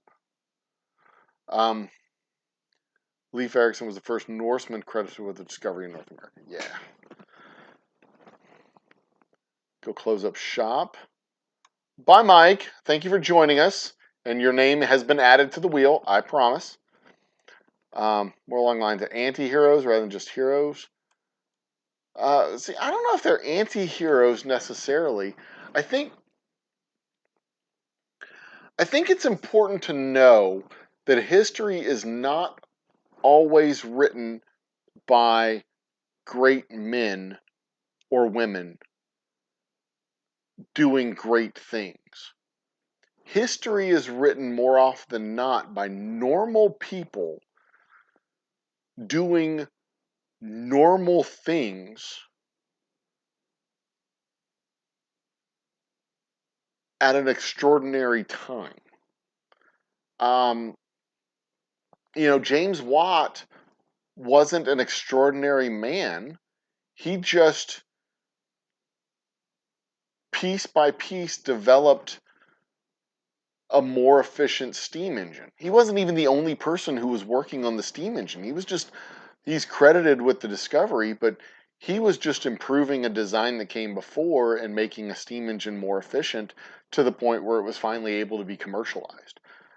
He's not a great man. He's just a guy. He was just a dude who was like, maybe, we can make this thing do this if instead of just letting the steam exhaust out the side, what if we circulated it through and were able to uh, have the piston push when the steam came in this side, but then when the steam evacuated out this side, we actually had it pull, so the piston could pull in both directions. He's not a great dude. He just had an idea and he put it into place. He was just a regular jackass who probably yelled at the kids for standing in his lawn and um, you know, slapped his wife around a little bit because it was the 1600s and that's what people did, 1700s. Um, I mean, maybe he was a little gay, maybe he wasn't. I don't know. I don't know who James Watt was. I don't know anything about his life. But he was just a normal guy. Same thing with Thomas Jefferson or George Washington or any of the Pilgrims or hell, James Fannin. Uh, he was just a normal son of a bitch here in Texas. William Barrett Travis. He was a fancy, effete little lawyer who had delusions of grandeur, and he thought he was going to have this big, giant land grant. He was going to be a hero in the new Republic of Texas, and his whole life was going to be changed. But he took a bullet to the forehead at the Alamo. So he was just a regular dude. He he wouldn't have chosen William Barrett Travis, the leader of troops at the Alamo, wouldn't have chosen to be in the position of leading men to their death at the Alamo. Nobody would have chosen that. But he found himself in that situation, and he had a choice to make of putting on a bold face for the rest of the country and putting on a bold face for his fellow Texians, or pissing his pants and freaking out and running away. And he chose to put on a bold. He was just a regular guy. He put on a bold face and said, we're going to hold out and hope that Fannin joins us. Fannin pissed his pants and was a traitor to his state or country at the time. That's that would be a great discussion to have. Good Lord. Maybe I can get a Texas historian to come and discuss with me whether or not Fannin was a traitor or if he was just incompetent fool. Huh. Anyway, but he wasn't a great man by any stretch of the imagination. He was just a dude. And Davy Crockett was the same way. He was a businessman in Tennessee, kind of a moderately successful businessman. And he was like, I could be even bigger and better. He had delusions of grandeur. But he was just a dude in Tennessee. And he was like, I'm going to go to Texas and I'm going to help create a new country. And he raised his militia, and he took a month or so to come to Texas, raised his little militia. He went in the Alamo. He thought he was going to be some big hero. He thought he was going to be a big hero. He was a character, but he was really just some dude. And at the end of the day, he wasn't some great hero. He was just a dude who got surrounded by some Mexicans and shot down by like 50 people. I mean, history's written by normal people. History's made by normal people who find themselves in extraordinary circumstances. They're just normal people. Normal everyday people who would make the same decisions that you would make put in the same position. And if you were able to get yourself put in that same position and you had a couple of choices ahead of you, sell everything and go west or not, normal people, you would be afforded to make that choice too.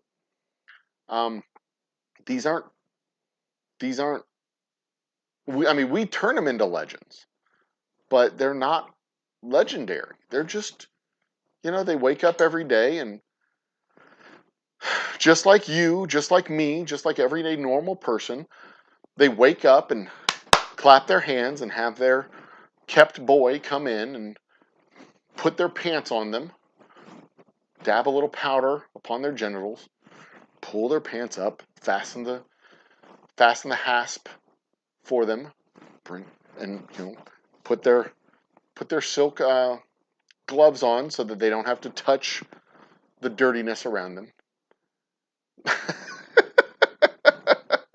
Just like you, just like me, just like normal people. No, but they wake up every day, they put on their pants, they put on their socks, they put on their shoes, and they go and they work. That's what they do. They just work. And they're not special.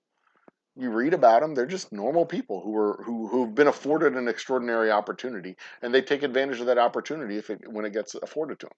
And sometimes hard work makes luck happen. Sometimes you get lucky and you have to work hard in order to realize that luck, but sometimes you work hard and because of that hard work you get lucky. But that's what I find when I read history. More often than not, it's just normal people. These people aren't special. They may have a broad array of interests, like Ben Franklin. He was, by all by all regards, a polymath. He was the modern day Leonardo da Vinci. He liked his science, and he liked his philosophy, and he liked his math, and he liked his uh, writings, and he liked his debate, and he liked his discourse, and he liked his whores, and he liked his French wine, and he liked his travel, and he liked the Epicurean lifestyle, and he was very much a man about town. Um, and when you do enough things, you encounter enough opportunity, and you take advantage of that opportunity. And there's other people that we think of that are legendary individuals who just lived tortured lives and died a, a simple, brutal, sad death, like Edgar Allan Poe. He was broke as fuck all his life. He was a bad writer. Nobody read his shit. He wasn't interesting. He wasn't well regarded. And then when he died, he took off and became famous. And he died drunk in a gutter in Baltimore, possibly after getting robbed. That was Edgar Allan Poe's death. Broke, drunk, and in a gutter on election night. History is written by normal people who find themselves in extraordinary circumstances. And that's it. And it's very rarely a single point in history. Very often, that point in history is a period in history. And they take advantage of that period, like the Pilgrims. They were, over the course of like 6 or 8 years, they were an extraordinary time. Had the Pilgrims been the Pilgrims 100 years prior, they would have just all been killed in England, or they would have gone to the Netherlands and dissipated into the crowd, and nobody would have known them. They were just normal people at an extraordinary time. The extraordinary time happened to be the point where businessmen in London were looking for returns. And they were able to match that opportunity. Businessmen in London were looking for returns. History is just replete with these normal, simple people, regular, normal, everyday human beings like you and like me, who just find an opportunity, and they fit in the opportunity, and they get afforded the opportunity to take advantage of it, whether it's by hard work making luck, or just plain old-fashioned luck that gets turned into hard work. And there you go.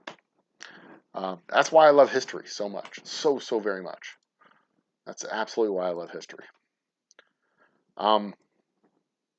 That's not Quaker. Going abroad, Amish.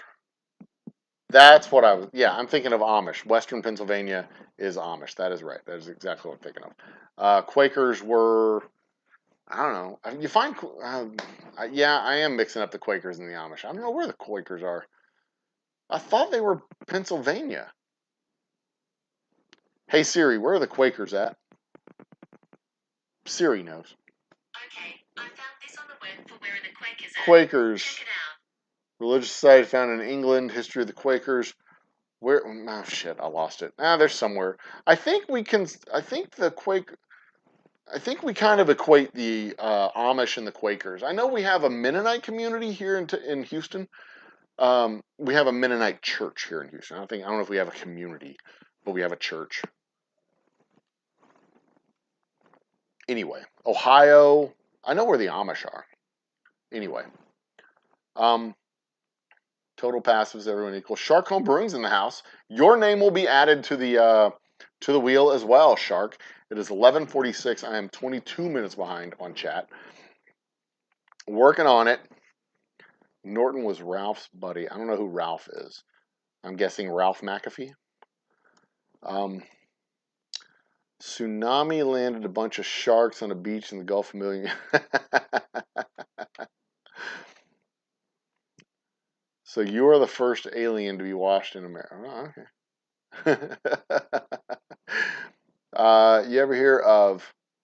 Yeah, I tried Malware Bytes. I tried Sea Cleaner. I did several repetitious cleaning bits with the Norton. It just didn't work. None of that. I couldn't dig it out. They used, I think, penguin or something like that, but it worked out okay. In the end, it worked out okay. All right, on we go. Kangaroos do that crazy moth or fly. Yeah, I know. See, that's what I mean. Like they sit back on they'll lean back on their tail and they'll like kick you with their feet and then lean forward and pop you with their they'll pop you or they'll try to like grab. You got to get in there quick and get the first couple shots in. Bip bip, right on the nose, real fast. Like jump, nod, dodge, and bip bip. 2 bips, boom, kangaroo goes down. Knock that fucking fedora off their head and they're out. That is it. See if this works. Hey, send a quick message.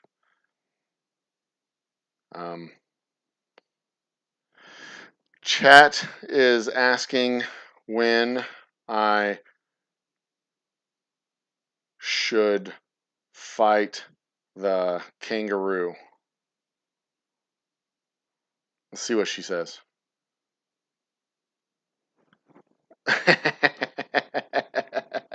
See what she says about that.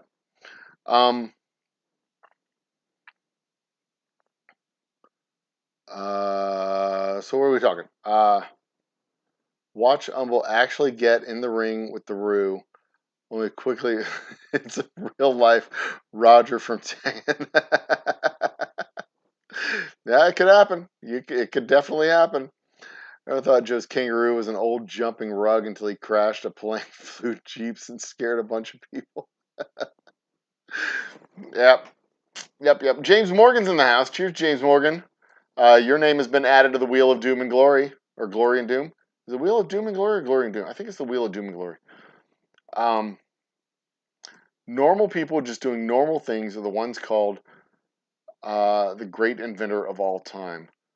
I'm still making a better light bulb with house cleaning. No, there's that, of course. There's always that.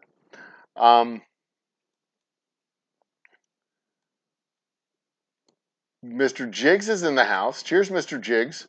Your name has been added to the wheel. Have I caught up to chat? I have caught up to chat. I am the greatest.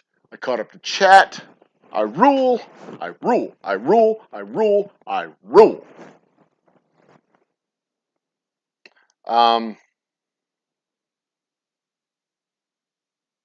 They're not called Amishotes. You're right, Bacon. They're not called Amishotes. Amishotes would suck. That would be gross. Most programs won't root programs out if they're already in your system. What you have to worry about is the root growing. Yeah, exactly. See, I've seen enough videos where like they'll clinch up and then they'll lean back and they just start kicking. Yeah, you got to watch out for that. See, and that's the thing about kangaroos. They're assholes, so they fight dirty. They're just straight up assholes, so they fight dirty. And that's what you need to watch out for when it comes to kangaroos, because they just you just can't really trust them. They'll sit there and smoke their cigarettes, and they watch you, and they'll steal your girlfriend, and they're just untrustworthy. They really are. Jeffrey Bowen's in the house. You saw me at the Brody Specs. Well, cool. Glad you joined us. Glad you joined us tonight, Jeff. And as a matter of fact, because you joined us in chat tonight, your name is being added to the Wheel of Doom and Glory. Thank you for joining us. And like I said before, I'm going to go back through all of these names from the beginning and write them all down and get them on the wheel, and then I'll update the wheel. I'll do an update episode of our giveaway. I'll do a Old Humble September giveaway update show or whatever. I'm going to refresh my cocktail. I don't have any mixer to put with it, so it's just going to be the whiskey. I think that first one might have been a double, but that's okay. It's a big mug. I mean, this is big. It's big. That's what she said. So anyway, but yeah, thanks for joining the party. I appreciate it. And course, reminder of the giveaway. You join us on chat or join us for a live stream. Get yourself into chat. Say hello, just like Jeffrey did down here. That gets your name on the wheel. And if you participate in our trivia night, you will not only get your name on the wheel once for participating, but if you win trivia, you get 4 slots on the wheel. If you come in second place in trivia, you get 2 slots on the wheel. And if you come in third place in trivia, you get 1 slot on the wheel. So if you participate in trivia, you will get a slot on the wheel. If you win, you will get 4 slots. So you can get 5 slots tomorrow night by participating in trivia. What the hell else are you going to do on a Thursday night? The Cosby Show doesn't play anymore on Thursday nights. That's not must-see TV. Friends isn't on Thursday night anymore. You're not going to be watching TV. You're going to be watching YouTube. So come on and join us. It'll be fine. Simpsons aren't on Thursday nights anymore. They're on Sundays. God, I haven't watched network TV on a Thursday night, and I can't tell you how long. But had a rude trying to steal your Netflix account information, trying to watch Kangaroo Jack. They are shifty bastards. I'm telling you, you can't trust Kangaroo. Best thing to do is fight them. Put them in their place. Tell them, make sure they know who's boss. Pop them in the nose a couple times. They go down like a sack of bricks. Just boom. But if you want more details on the giveaway, it is right there in the pinned comments. Oops, there it is. It's right there in the pinned comment. That is the link to the video, which gives all the details on the giveaway. The only thing that that I didn't specify in that particular link, in that particular video, is when the drawing or when the spin of the wheel will be. I haven't decided on a date yet. It will probably be, as I said earlier, the week of September 5th. It'll probably be that week. It might be the 9th. It might be the 5th. I don't know. I will make that decision sometime during the month of August, and I will announce it during the month of August. And it will be, awesome for everybody, and everybody will celebrate and cheer loudly. And that was also an attempt by me to create a recorded video. And see, try and use all the stuff that I've learned over the course of the last 4 months with our quest for 100,000 views project is to try and apply some of that stuff to a recorded video. It's going better than I thought it might. I'm really bad. I'm just really bad at those videos connecting with my audience. I don't know what it is. I have 600 something subscribers, and when I do an edited show, when I upload an edited show, I get like 20 or 30 views on the show. With the YouTube Shorts, I can get anywhere between 500 and 8,000 depending on the short, depending on when it goes in and what it's all about.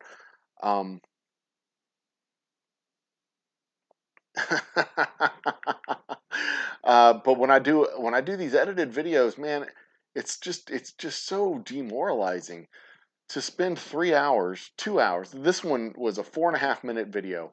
It took me something like 3 hours to edit it together, to record it, then edit it together. And I'm not familiar with all the options and tricks and things that you can do with DaVinci, but I'm getting a little bit better. I had the zoom thing.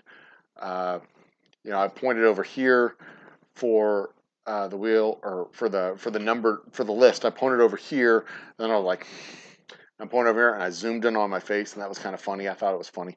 I'm getting a little bit better. I'm just not good at it, and I don't think I make good videos.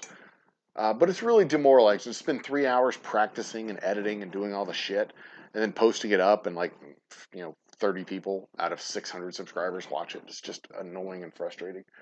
But I'm working on it. I'm getting better at it. I've got my patience. I'm thinking I might do a 30-day series where I do 30, like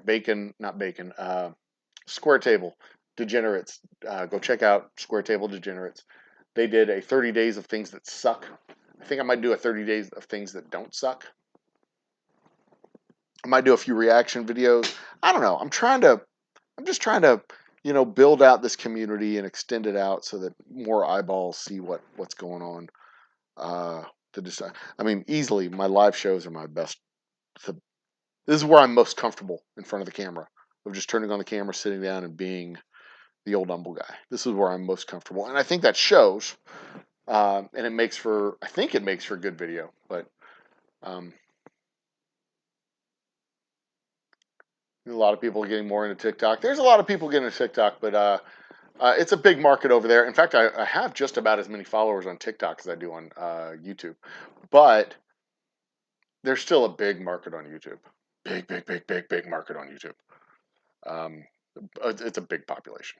But, when I do the live stuff at the distillery, I don't know how to translate the live project builds at the distillery into a 30-minute recorded show. I do know that I can do a live Fortnite night, but nobody wants to watch somebody play Fortnite for 3.5 hours if it's not live. Because at least live I can interact with people who are watching and people in chat. And I am going, last time I did it, I just did it solely on Twitch. I was going to take the video off of Twitch and edit it down because I thought that I was going to be able to pull off the 100 to 1 challenge, where you finish a game of Battle Royale in 100th place, which is extremely hard to do because there's only 100 people, and that means you have to be the first person to die. Which is not as easy as you think, because it's not always 100 people. But then the next game, you go from 100th place, and the next game you win. You go from 100 to 1, the 100 to 1 challenge. And I have not been able to pull that off. The closest I've come is 100 to 4. Doing a reversion of song, I remember from years ago. Okay. Oh, I see what you're talking about. Going to jumping rat, laying down under, kicking a rat. Ah, gotcha. Sometimes it takes me a minute, but I can follow along. Anyway, so I've resurrected, since my computer's been fixed. I've resurrected a few games over here on my laptop that I've enjoyed playing in the past. City Skylines, Industry Tycoon. Those look good over here on my big screen, and I can play those on my big screen. But then also being able to take the video off of my Xbox and go straight into OBS and be able to stream it out live as I'm playing it, because Xbox will stream from the console to Twitch directly, but you have to do some things to go from the console to YouTube. The console won't stream to YouTube. You actually have to take that video from the console, stream it onto your computer, then take it from your computer into OBS, and then from OBS out into YouTube. It's complicated, but it's not impossible. I know how to do it. Blah, blah, blah. You play with your twins and you're always dead first. I don't like playing with kids. I don't like teaming up with people because I'm kind of shitty. I'm kind of bad at the game. I'm not great, but I don't like teaming up with people, because when I team up with people, like, they're the good one and I usually die, and I try to like play as good as them, and I take risks and then I die. So I don't like teaming up with people because I play like a bot. I play like a dad is what it is. But I enjoy playing. I have fun. I'll go in and I'll play my solo games and I'll do my quests and I'll have my fun, and then I'll wrap it up and I'll go back to work. Sometimes I'll come in here and I'll work for like 4 or 5 hours, and then I'll go play an hour in the game. I'll come back in here and work for 3 or 4 more hours. I usually limit myself to an hour. I set a timer on my phone and limit myself to an hour. But when it's late at night and I'm streaming, I'll stream for 3 or 4 hours, just like I do with these. I'll stream out. I'll have my fun. We'll enjoy ourselves. It's not made for kids. I do not stream for children. which is another reason why I don't like. It's weird when you do random groups and somebody joins your group and you put on your headphones and you're like, "Good afternoon." Do you want to play squads? Do you want to play battle royale? How do you want to how do you want to get into the game? And they're like, I want to I got to take a break and have a fruit cup. And you're like, oh Jesus Christ, I'm playing with a fucking baby, and you gotta like, it's weird. I'm a 47-year-old man, and somebody joins your party and they're like 12. And they're like, "Hi, how are you? My mommy says I can." And you're like, Jesus fucking Christ. Chris Hansen's going to be knocking on my door. I mean, it's not that bad. I mean, sometimes, I don't mind playing. And, I'll talk with them. They're like, yeah, it's the end of the school day. I'm going to, like, okay, when was the last time you won? They're like, I haven't won in like, I'm like, okay, well, let's see if I haven't won in a while either. Let's see if we can work together and let's be patient, let's relax. And that's one of the things that when you actually play with somebody else, um, it can help you to slow down and think about your partner and think about strategies you can use to work together. And that's one of the reasons why I like playing when I stream, because when I stream I'm talking, and when I'm talking I can kind of take my mind out of the game, and then I don't clinch up so deep and hard, and I can like relax a little bit. I can occupy part of my mind and relax on the game, and I can tend to play a little bit better when I'm streaming, because uh, I'm not like focusing in so deep and so hard. Um, but yeah, there you go. And yeah, I mean it. You know, like I said, it's weird. I've been a scoutmaster. I've been an assistant, not a scoutmaster, a den leader, an assistant den leader. Uh, it There are protocols for grown-ups to ensure grown-ups and children uh, are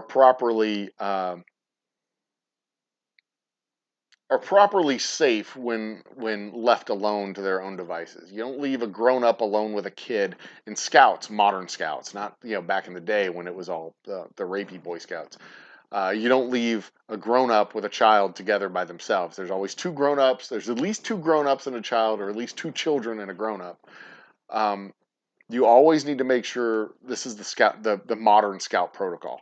If you're a grown up, you want another grown up with you in order to make sure the kids don't say something that get you in trouble. And if you didn't mean to do something, you always have another set of eyes involved. And if you're a grown up, you always want to have at least two kids, so that the kids can look after themselves, and you're just there in kind of a supervisory position. um, but to protect everybody. And that's at least online. I know what I'm going to do. I'm not worried about myself. But it's just so weird and uncomfortable. It's like, what am I going to say to a fucking 12-year-old?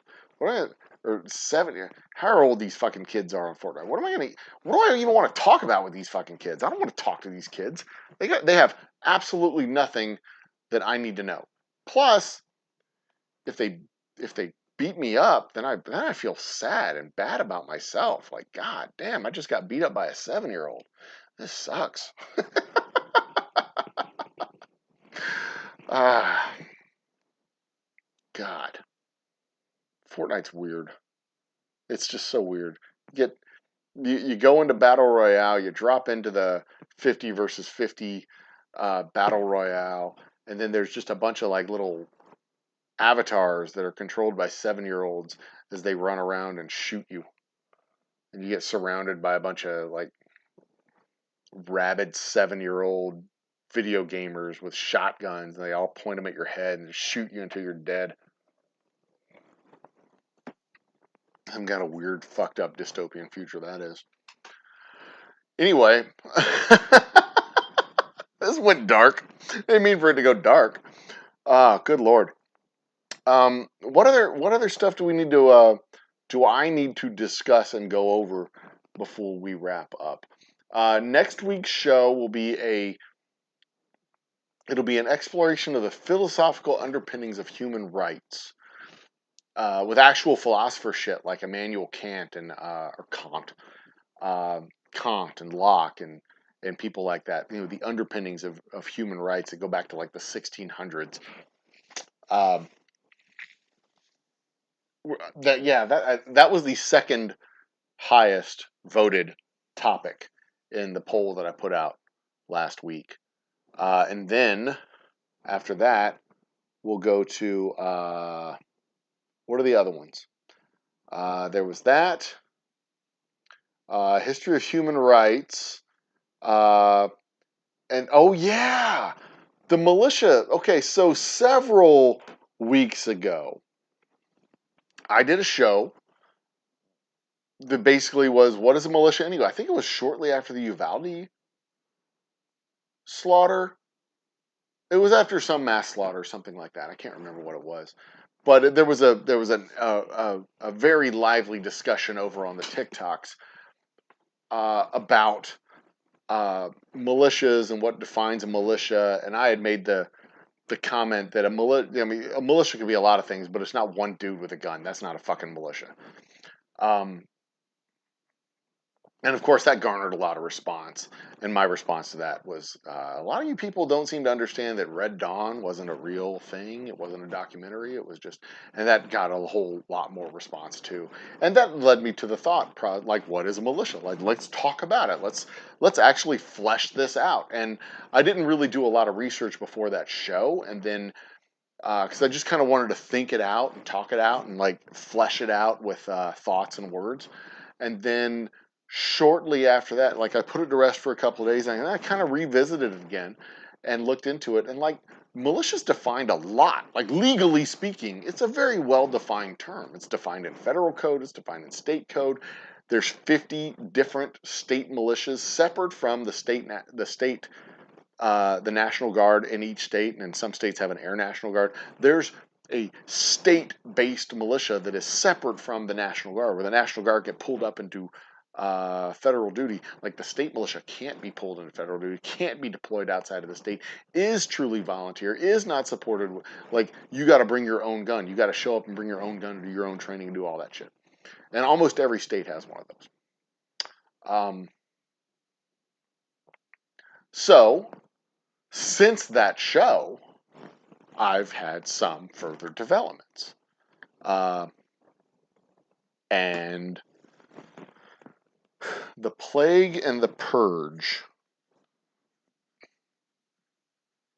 And the Purge. There's also, it's interesting you should mention the Plague, because there's also historical, hang on, we'll go back to what I was saying.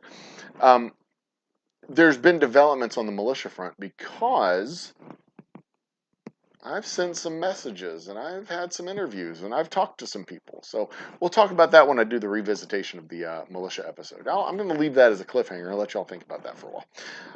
But funny you should mention the plague because, you know, we had our modern plague 100 years ago and we had our most recent plague, which doesn't even come close in scale to the modern plague from 100 years ago. But historically speaking, there are genetic choke points in human history, which is fascinating to think that the population of humanity could get down to like 11 people or 11 families, and the genealogy of all human beings go through these various like choke points, and there is identified in the human genome an Adam and an Eve. They're two different people at two different times in two different places, but that that's just a fascinating, like that all of human history comes down to this event that killed off almost everybody, and it was either famine, because there wasn't a lot of people at the time. You know, we're talking 1,000 people, and all of human history comes down to basically killing off, or you know, we're talking about 150,000 people or 500,000 people, and all of human history comes down to the killing off of everyone except for, a couple thousand. And then, we move on from there and speciate out from there. And that's fascinating. So maybe the discussion of the plague should be broader than just the Black Death, and maybe genetic choke points. Genetic choke points. Because, like we said earlier, history is written by normal people. And the history in our genes is literally written by normal people who were just getting up every morning and answering the question, what are we going to eat for dinner? Because for the vast majority of human history, our evolution has been driven by that question needing to be answered. What are we going to have for dinner? And that drove us out of the trees and into the plains and across the plains and through the deserts and through the deserts and over the waters and over the waters and into the mountains and over the mountains and into the valleys to find more. So that, I think that might be that is a very good suggestion, Cancer Mouse. I appreciate that. We might dig into that. The plague, genetic choke points throughout history. Who is Adam and Eve? The man, the myth, the legend. Adam and Eve. Adam, the man who makes us all.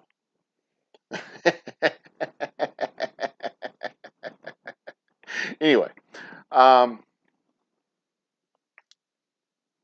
but yeah, so there we go. Those are some upcoming topics. We've got from the poll, human rights, which a history of human rights. I was thinking of the history of human rights, and specifically the history of human rights in the context of the history of abortion in the United States, because we haven't always had laws on the books banning abortion in any circumstance. So, the reason, and when you're looking at the history of abortion laws in the United States, the reason the first abortion laws are put in the books is a very interesting time period. There's not just one reason, obviously, but it's a very interesting study because, originally, back in the 1700s, 1800s, the early 1800s, there was no prohibition against abortion. People could just, get knocked up and go have an abortion. In our natural state, we have our rights until they get taken away. And then the other topic that I wanted to discuss was what is a redneck? The history of a redneck. We think of rednecks as good old Southern boys who are called rednecks because the back of their neck is sunburned from working in the fields. But that is not what a redneck is or was. That may be what a redneck is, but that's not what a redneck was. And that's not where the term comes from. And that's also a very fun historical dive into the origins and nature of rednecks. I think the difference between the original historical rednecks and the current rednecks, they may have the same attitudes, but they have very different ideologies. I mean, considering the first rednecks were very, very virulent socialists, and the current rednecks are very virulent anti-socialists, despite benefiting from socialist programs. But don't tell them that, because then they'll freak out.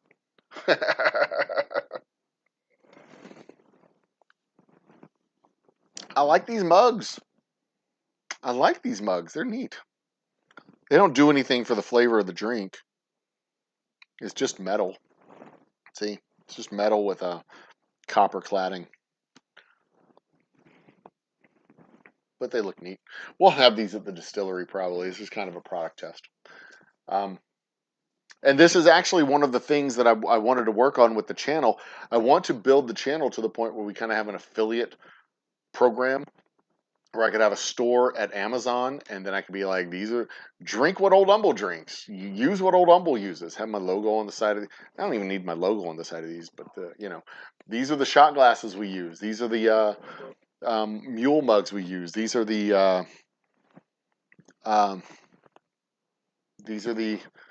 glasses that we use. This is the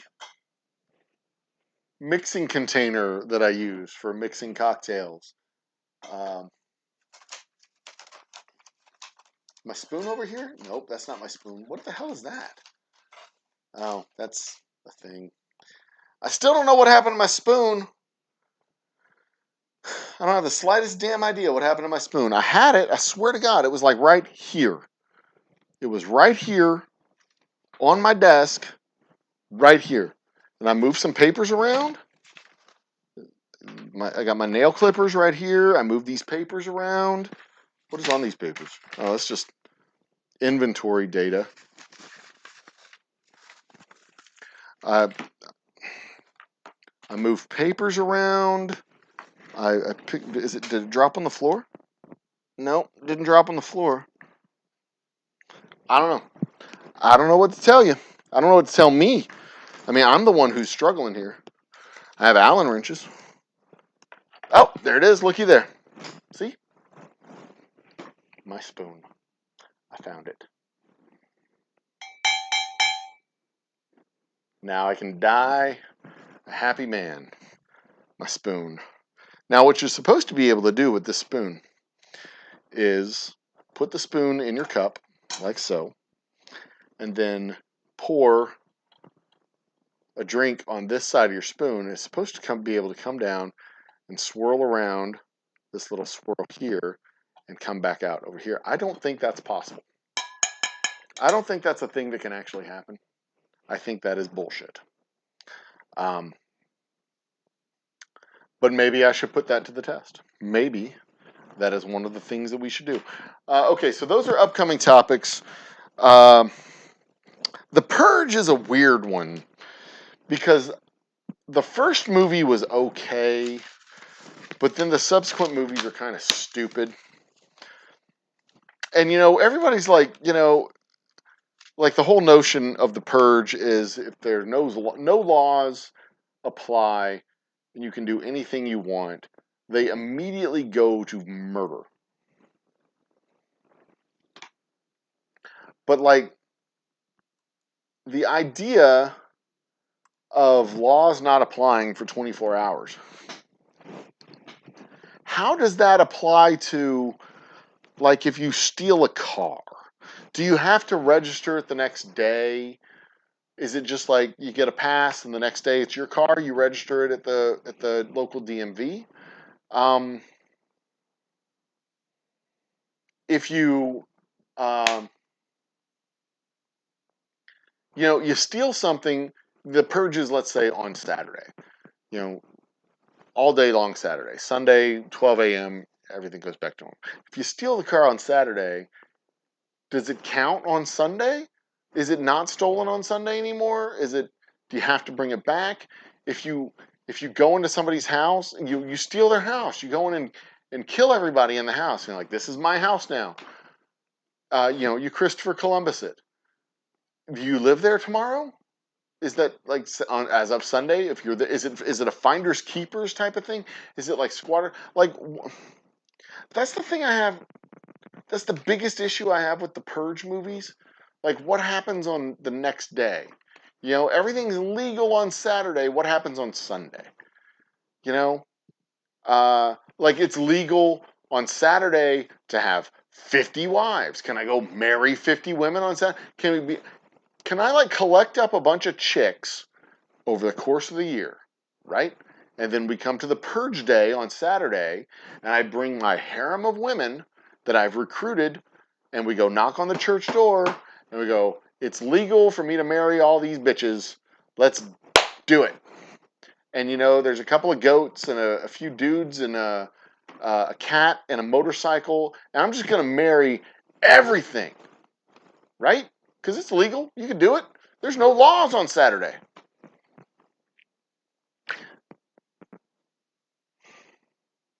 How does that work on Monday? I mean, I don't, I don't, I don't understand. I mean, outside of murder, I mean, can I just like go to the bank and sign over all the accounts to me because that's illegal, that's fraud? Can I go to the bank and withdraw $50 billion and say, "Yep, it's me and I'm good for it"? Because that's against the law. That's fraud. Uh, I mean, can I give my friend some credit cards and let them go buy a bunch of stuff and take their credit cards and me go buy a bunch of stuff? And then it's fine because both of us were committing fraud and we just keep all the stuff because that's legal? Like, I'm not paying that. It's not mine. I mean, that's legal to do, right? On that one day. But then what happens on Sunday or Monday? Do you, okay, so doing a show on the purge would be tough because I don't understand the physics of the next day. I mean, I get that you could just go down the street and just shoot the fuck out of whatever you want, whoever you want, however you want to do it, but I don't understand how the physics of the thing works the next day, the philosophy of the thing. And maybe that's what we should dig into, like the philosophy of the purge. Maybe that's what we should find out. Philosophy, because it is, science fiction at its heart. It's a science fiction-y type of show. And science fiction shows are never really about what they are about. They're always about something else. Like the Tomorrow War is not about fighting aliens. It's literally about climate change.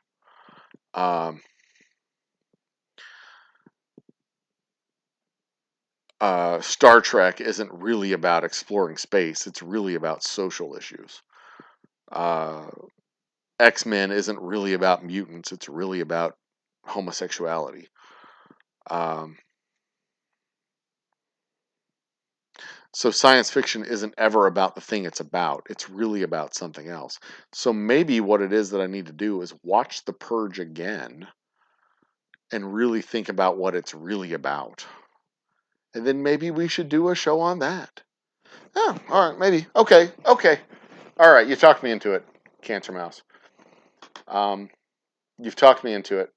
I will explore the idea of doing a Purge episode in the next several weeks. Soup Taco Wednesday.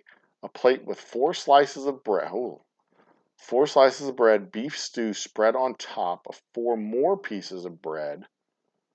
What? Pepper, hot sauce, and cheese and nuke it on.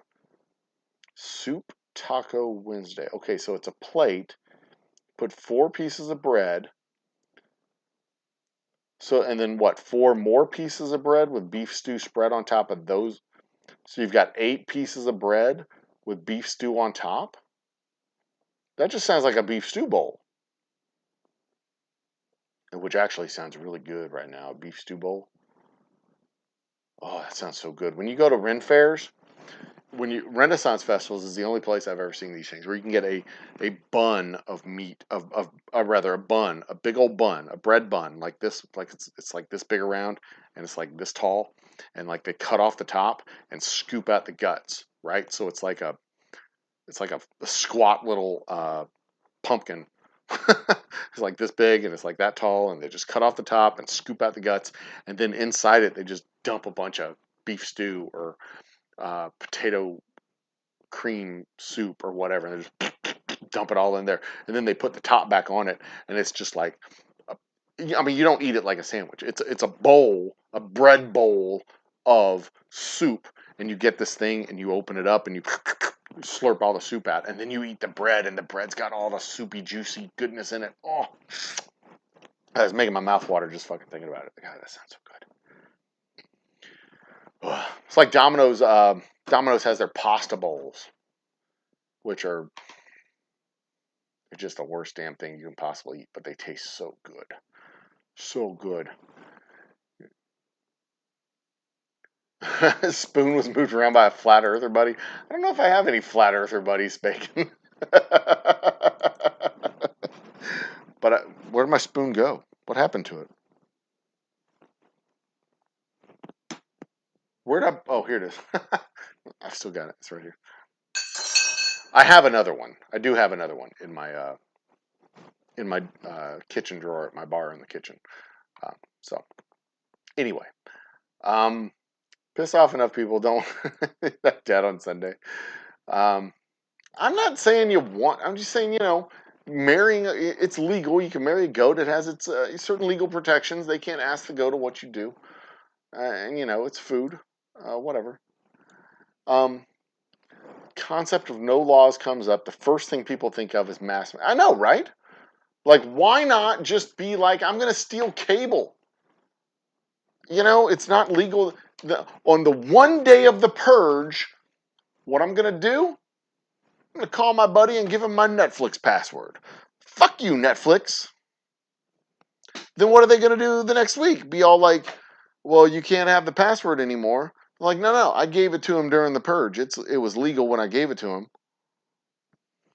What you going to do? Right? Or like, what about the factories, the food factories? They're like, on this day, nothing's illegal. So get up all those downer cows and all the questionable meat. We're just going to package that up, and we're going to send out the mad cow beef, the downers. We're going to send out all the weird beef. So like on that one day of the year, all the funky meat goes out the door, right? Or that one day of the year, we're just going to hire up a bunch of kids because it's legal that one day of the year to have child labor. Ew. My mind also just went to a really gross place. That one day of the year we can get away with anything. Ugh. Ah. Chris Hansen be all like, this day sucks. This day sucks. Ugh. Ah. Ugh. Yeah, we're not going to do that one. We're not going to do that. But yeah, I mean, there's so many like more effective crimes to do. I mean, why would you just go straight to murder? Why not steal some Bentleys? Like on this Saturday, I'm going to steal like 800 cars. And then on Monday, we're just going to start selling them because it's legal. We'll sell them legally on Monday. It's not illegal to steal them. We're just going to sell them legally on Monday. I mean, I think that's probably what the whole point of the purge should be, is to like, balance everything economically, I guess. I mean, I got to watch the movie again. I really do. I got to watch the movie again because now I'm wondering.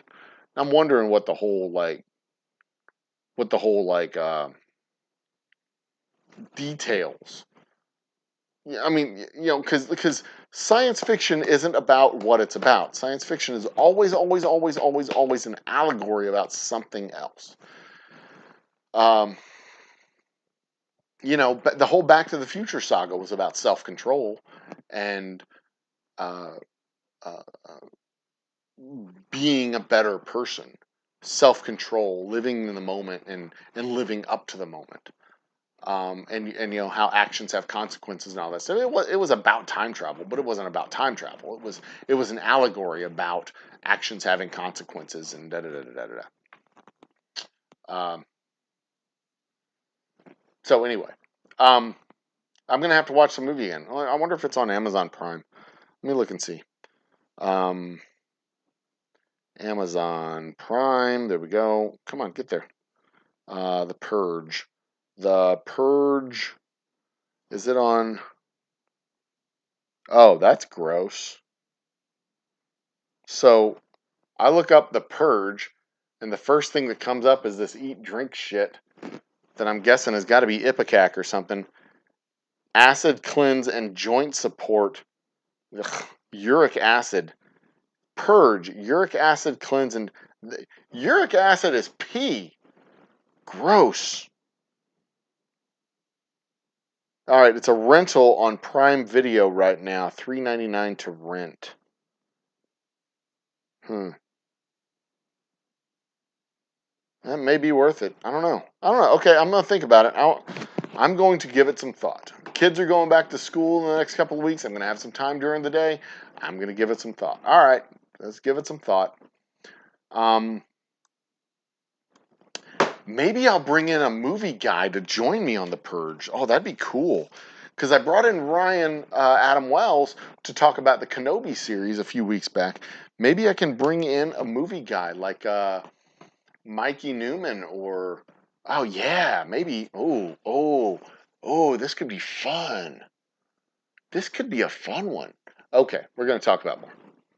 I have 2 hungry kids to feed.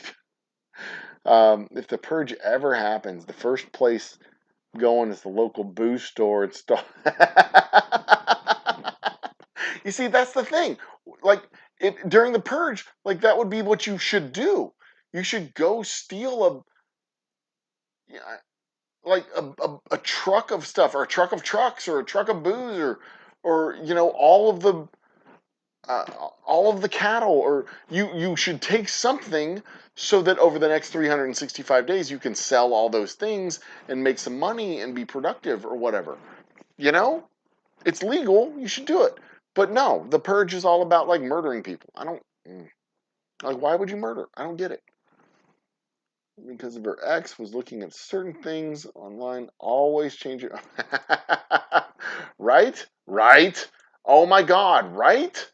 Absolutely. I don't understand why people tolerate their exes having their passwords and shit. I mean, when I was a kid, I had a lot of exes. I was on amicable terms with them, but and, we didn't have password services back then. But I'd still call them up every once in a while just to chat, not like for a booty call or anything like that, just to chat, say hi, make sure they were okay, or whatever. Make sure we were on still good terms, just in case I needed a booty call. But once I found the Mrs. Old Humble guy, and yeah, all that shit was gone. I don't even remember ex-girlfriends' names anymore. Fuck all those girls. A bunch of trifling hoes.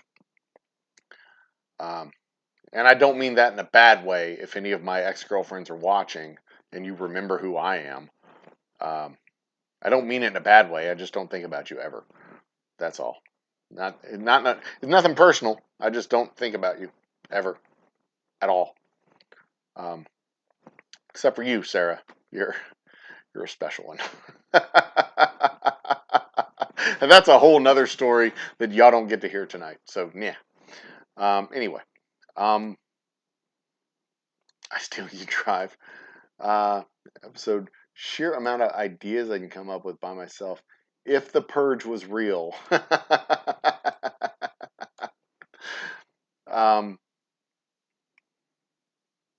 Well, I mean, ideally, you'd buy enough. You'd steal enough for yourself and everybody else. You steal enough to share, and steal. I mean, that'd be the point, right? I mean,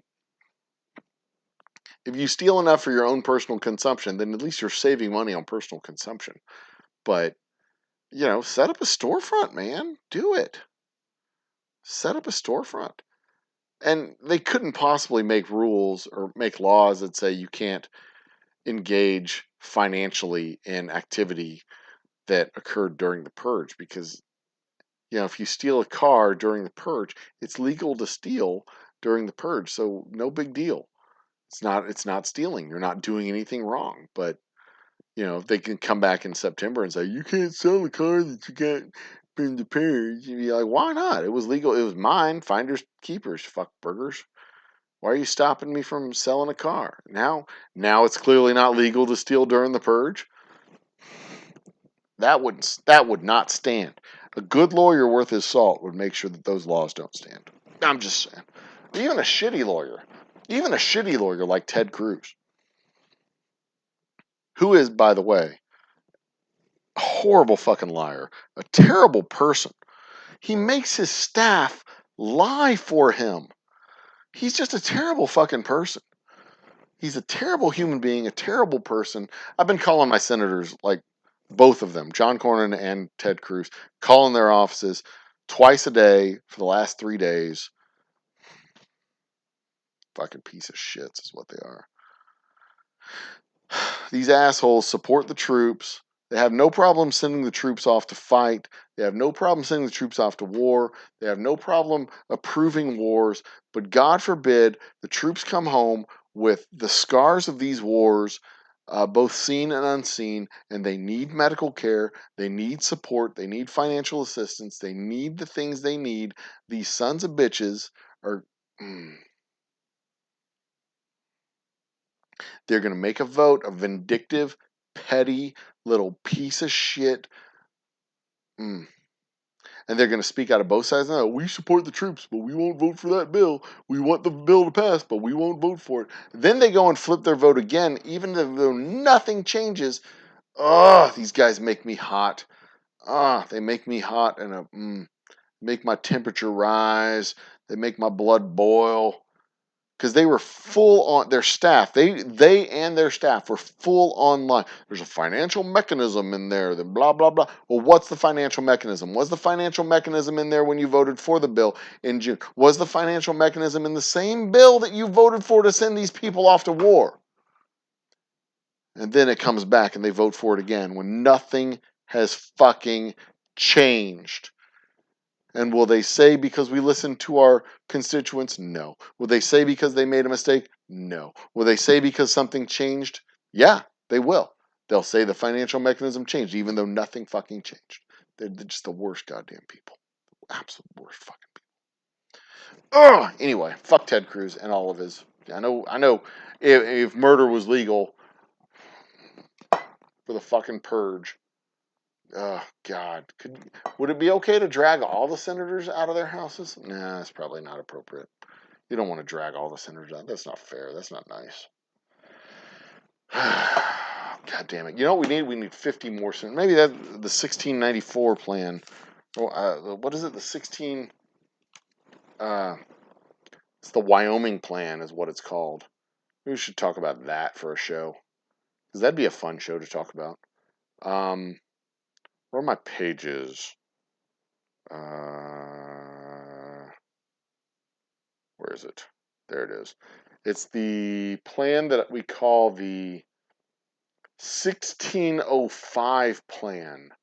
The 1605 plan. The 1605 plan. The 1605 plan is modeled on the Wyoming rule. The Wyoming rule is the rule that says every state should have the same number of representatives based on population as the lowest population state in the country, which is Wyoming.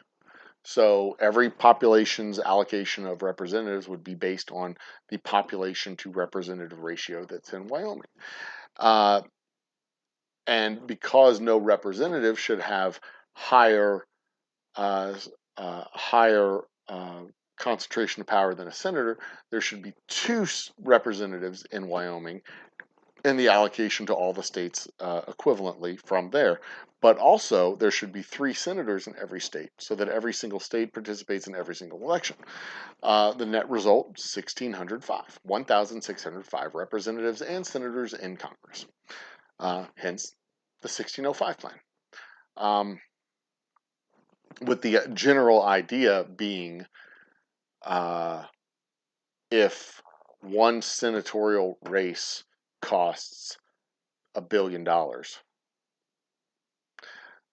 per candidate, then that means every 2 years it would cost $100 billion to run a nationwide Senate campaigns for these benefactors, which makes it just too fucking expensive for companies to buy majorities. You'd have to spend $51 billion to buy a majority every 2 years. That's just the net result would be regional.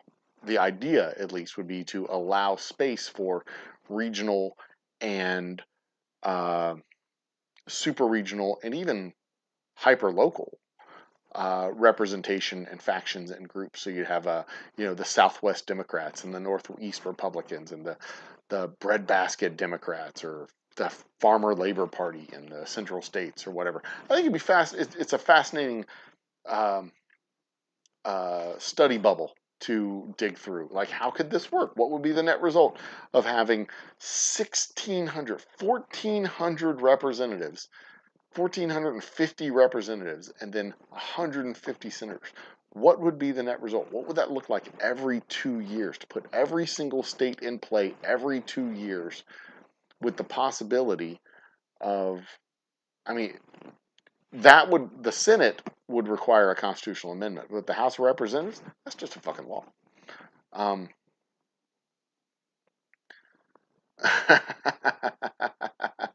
fly over people. Yeah, I mean, and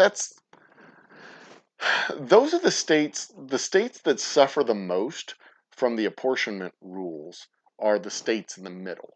Because what ends up happening is there's a lot of states with one representative. There's a lot of states with 30 representatives, or 25 representatives or more. So, Florida, Ohio, New York, Iowa, California, Texas. I think that's all of them that like have 25 or more. Florida, New York, Ohio, Florida, New York, Ohio, probably Pennsylvania too. Florida, New York, Pennsylvania, Ohio, uh, Texas, California, New York, Pennsylvania, Ohio, Texas, California. There's another one that I'm thinking of, but I'm missing. So that's like 6 states or so that have a quarter of representation in the House of Representatives. And then you have a bunch of states like Vermont and Wyoming and Montana and places like that that only have 1 or 2 reps. And then you have all these other states in the middle that have 5 or 6 reps, and they don't get any new reps added or any rep. They never get any taken away. They never get any added because all these little states have to have 1, and all the big states, they shed a few so that they can get apportioned out. The big states still have outsized power, but the small states have, they have outsized power just because of the number of representatives, but the small states have outsized power because they have a very low population, but they still have the representation, and it's not representation that's proportionate to their population. It's representation that's that's greater than their population. So their representation is more significant. And here's the really cool thing, when you lay all this stuff out, is it doesn't affect the electoral balance in the country. It doesn't affect the way the electoral votes go, but it does mean there's more votes to be sought after.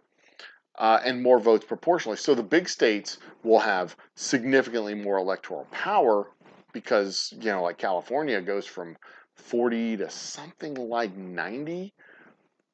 Texas goes from 30 to something like 80, somewhere in that neighborhood. I mean, but proportionally speaking, it stays the same. So it doesn't really affect it. But what does happen is you have more people, so you have more of a marketplace of ideas, so that it's harder. There's fewer people per representative, so that each representative can speak to a smaller group of people and have a more diverse more diverse representation of views across the country. You follow what I'm saying?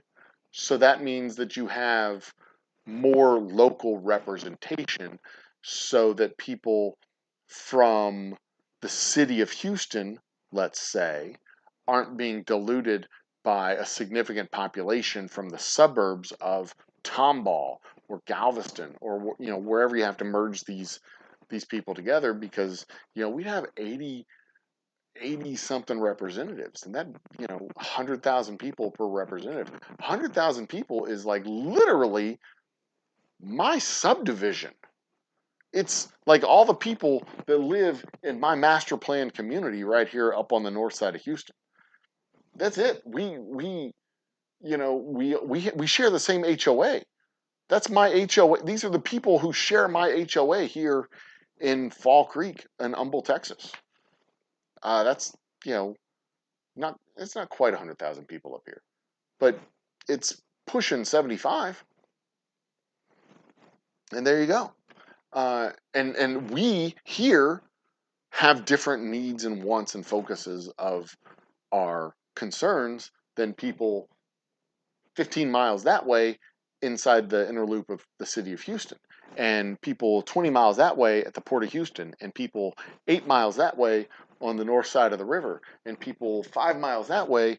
Um, we have different concerns. We have different focuses. We have different interests. We have, you know, um, a broader diversity of views and a broader diversity of voices and a broader diversity of representation makes for better governance. And it makes it a whole lot more expensive to buy elections. If you are an interest group looking to cobble together a majority, it makes it very, very hard to buy an election. So then you end up having very hyper local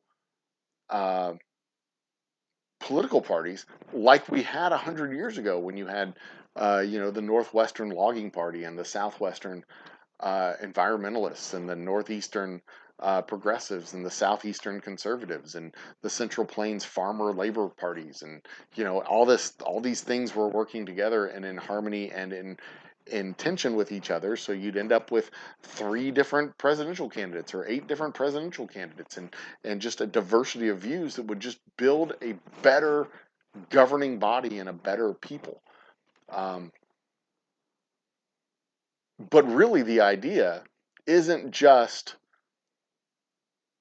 isn't just uh, forcing third parties and fourth parties and whatever into the mix, but it just creates a more diverse.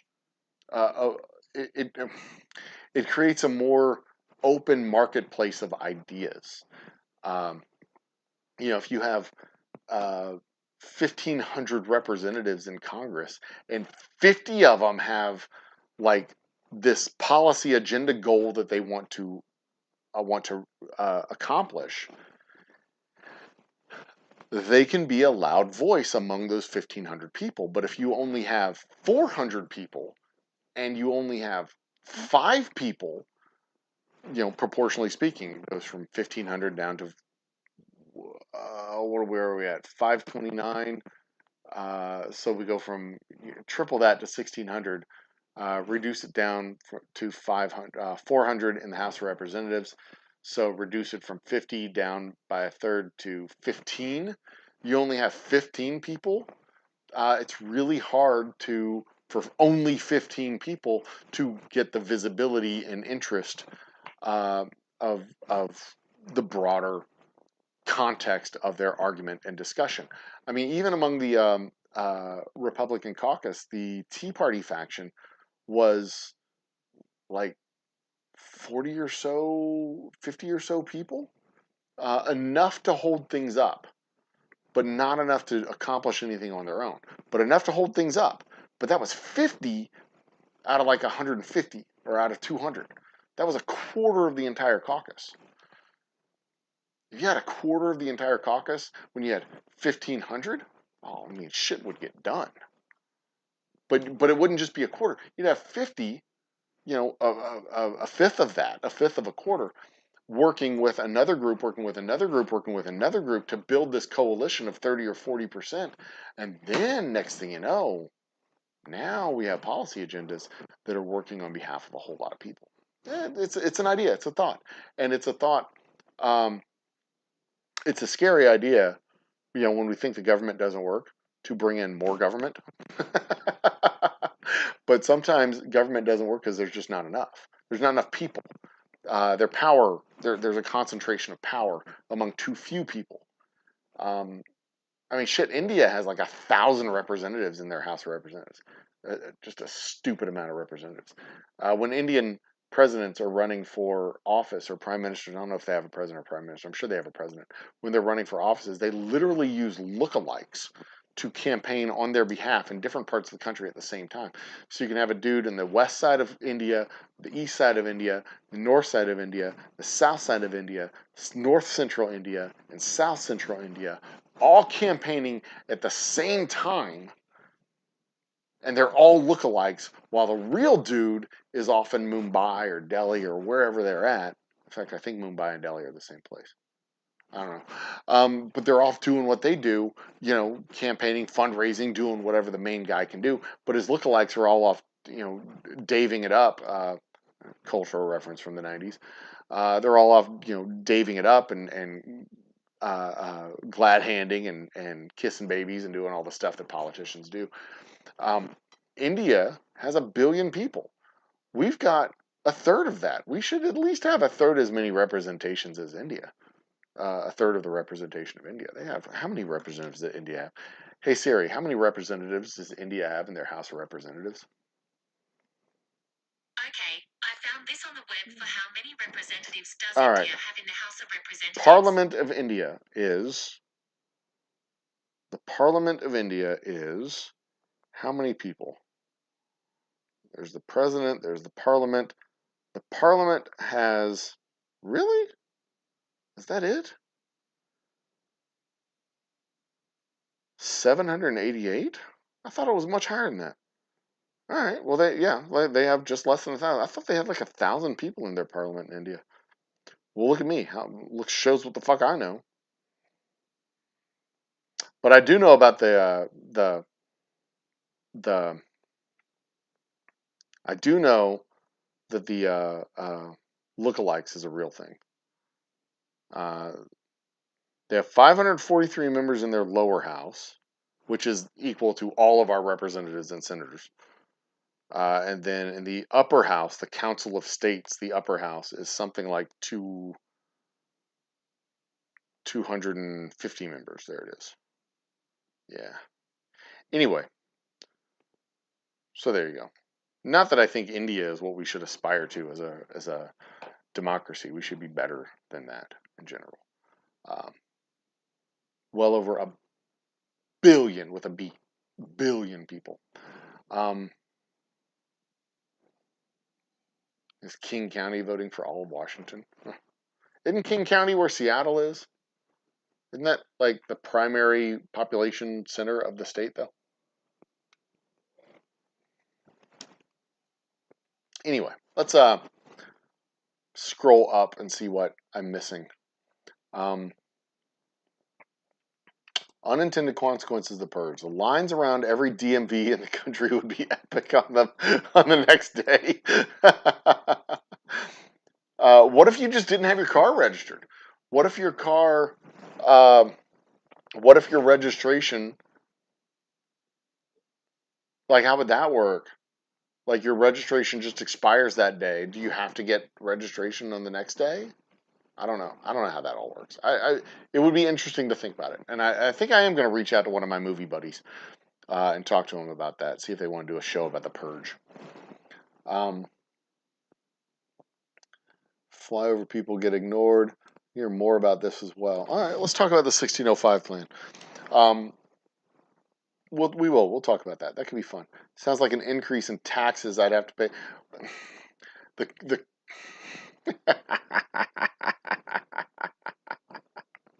the actual cost of the federal government of paying representatives and senators is barely a rounding error. Barely a rounding error. That it doesn't even show up. But there you go. We're talking millions of dollars in a budget of trillions of dollars. And if you watched our Brewster's Million episode, you know that $300 million is practically infinity money. You'll never spend that money, ever. It's practically infinity money. Anyway, see, Texas has kind of the same deal, where we've got Harris County with which is Houston, Tarrant County, which is Dallas, Austin County. No, Tarrant County is Austin. Hey Siri, what county is Austin, Texas located in? Travis County. Austin is in Travis County, Yeah. Texas. Tarrant County is Dallas. Travis County is Austin. Bayard County is San Antonio. And then El Paso has whatever El Paso County is. But those four, San Antonio, Austin, Dallas, Houston, and the surrounding counties in Dallas and the surrounding counties in Houston, because they're such big fucking cities. Um, that's like 75% of the population of the state. 75% of the population of the state lives in those four places: Harris, Tarrant, Travis, and Bayard. In fact, you could probably take Bayard County out of it, and it would still be about 75% of the population, and maybe 80% of the population. And the problem, though, is that in the state of Texas, at least, the voter participation rate in those four counties is really, really, really low, especially among young people. And the voter participation rate in those rural counties is extremely high, high enough to offset a lot of the voting that happens in the cities. And further, the way that the cities are gerrymandered, the districts are, there's like a sliver in the city, and it tails way out into the suburbs and exurbs. And in some cases, it's like uh, oh man, they've got so many districts that are just fucked up around. They've got one that stretches from the ship channel all the way around the northern part of the city, and then another one that's from the northern part of the city all the way out to the western side of the city. The gerrymandering is strong and pervasive here in Texas, so much so that a state that votes 55-45 gets representation that's closer to 65-35. If the representation followed the voting, there would be a swing of about 13 seats from one party to the other, and the difference in seats would be 2, not 14. It would be, I think we have 36 representatives in the state of Texas, and it's something that the split is something like 25-11, I think. And if the representation followed the voting, it would be something close to 14-12.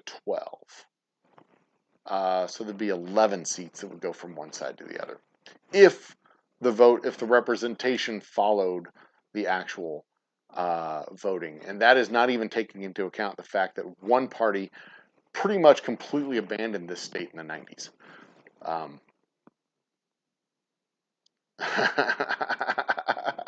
Stupid entitled city slickers. I mean, yeah, all we do is provide the economic catalyst to basically operate the entire fucking state. Like, why should we be represented in state and federal government?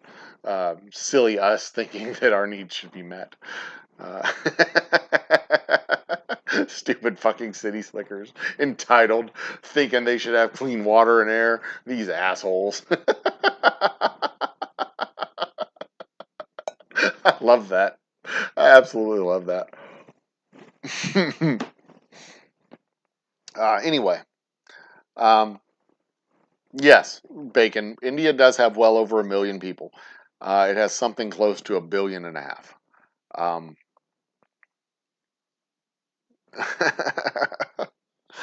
Get killed if you eat with the wrong hand in certain tribes. That's probably one of the reasons why they send out lookalikes, but also because it's such a big country, and there's so many people to meet with.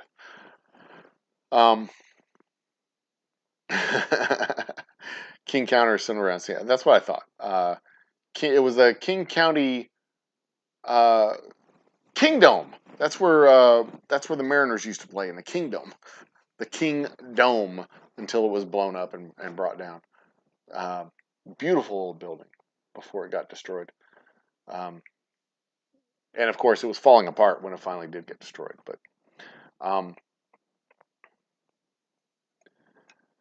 knew that you knew the correction. All right. Yeah. That hurt my brain there just looking at it.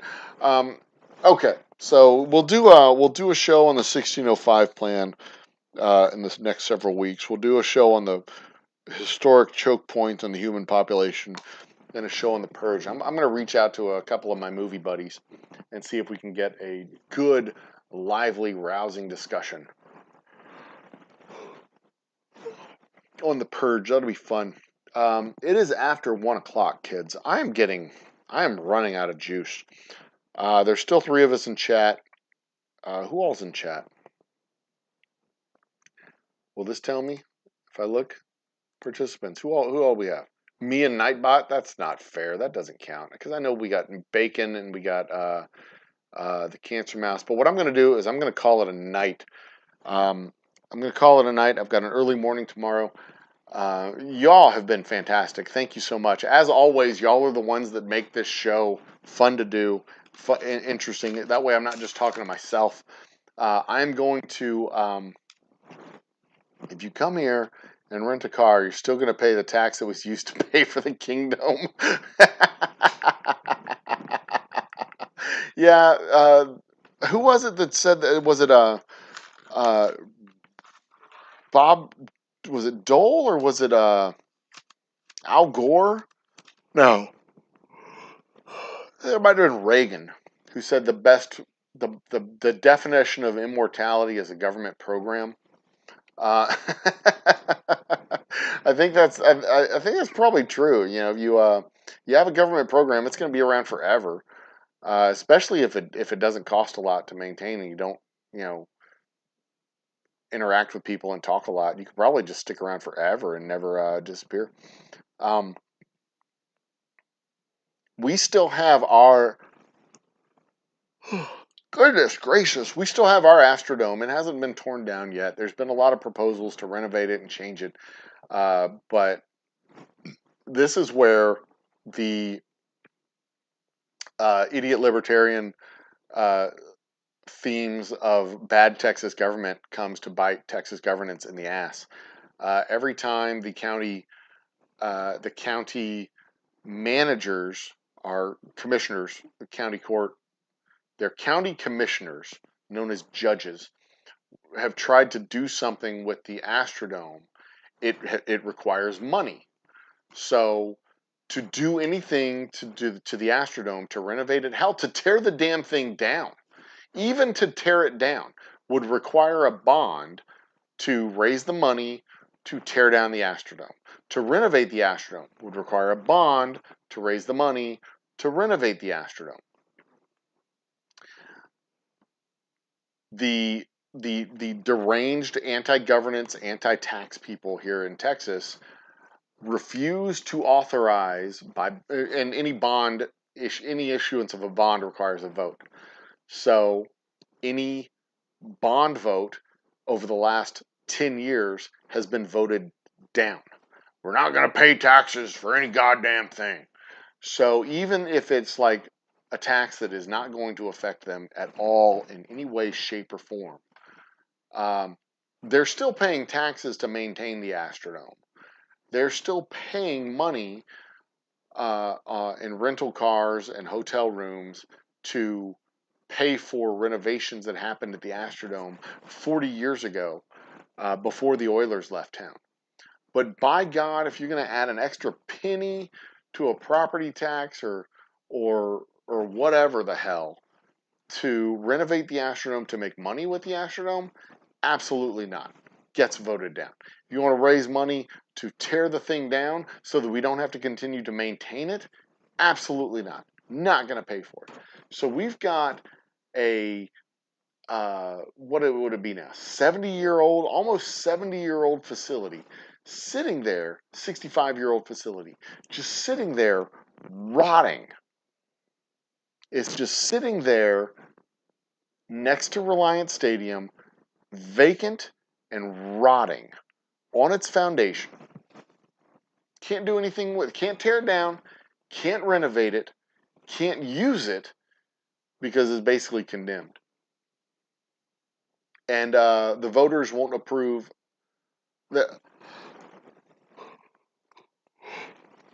There haven't been any good plans to renovate it. Probably the best option to renovate it would be just to renovate it into a big event space so we could have conventions and big big events there. I mean, it's right next to Reliant Stadium.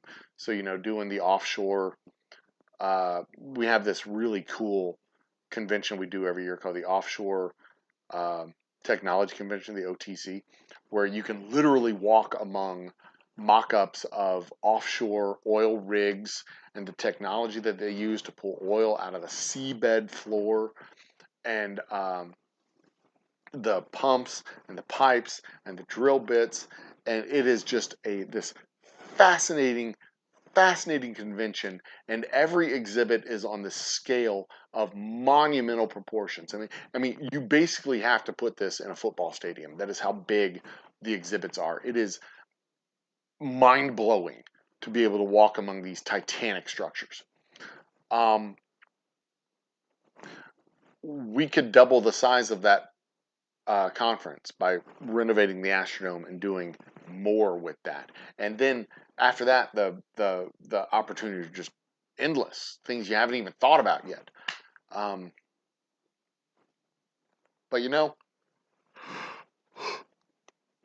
if we can't pass a bond bill to do something with the Astrodome, then we can't do anything with the Astrodome. It just sits there and it's going to rot and it's going to fall apart until one day it's going to collapse, like literally collapse in on its own footprint. So hopefully one day we'll think about that. Maybe that'll be a fun show to do one day. It's like what to do with the eighth wonder of the world. What to do with Astrodome. That'll get a bunch of local eyeballs, I'm sure. Anyway, Moose Gal, welcome back to the party. Thank you for joining us. We're wrapping it up. I do appreciate it, though.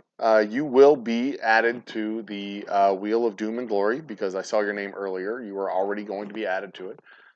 So again, thank you for joining us, Moose Gal. Thank you for keeping the conversation going, Cancer Mouth and Goddamn Bacon. Thank you, everybody else who joined us earlier in the show. As always, be awesome to each other. I'm going to give myself just a little dab of the whiskey in my Moscow Mule glass, or my Texas Mule glass. There it is.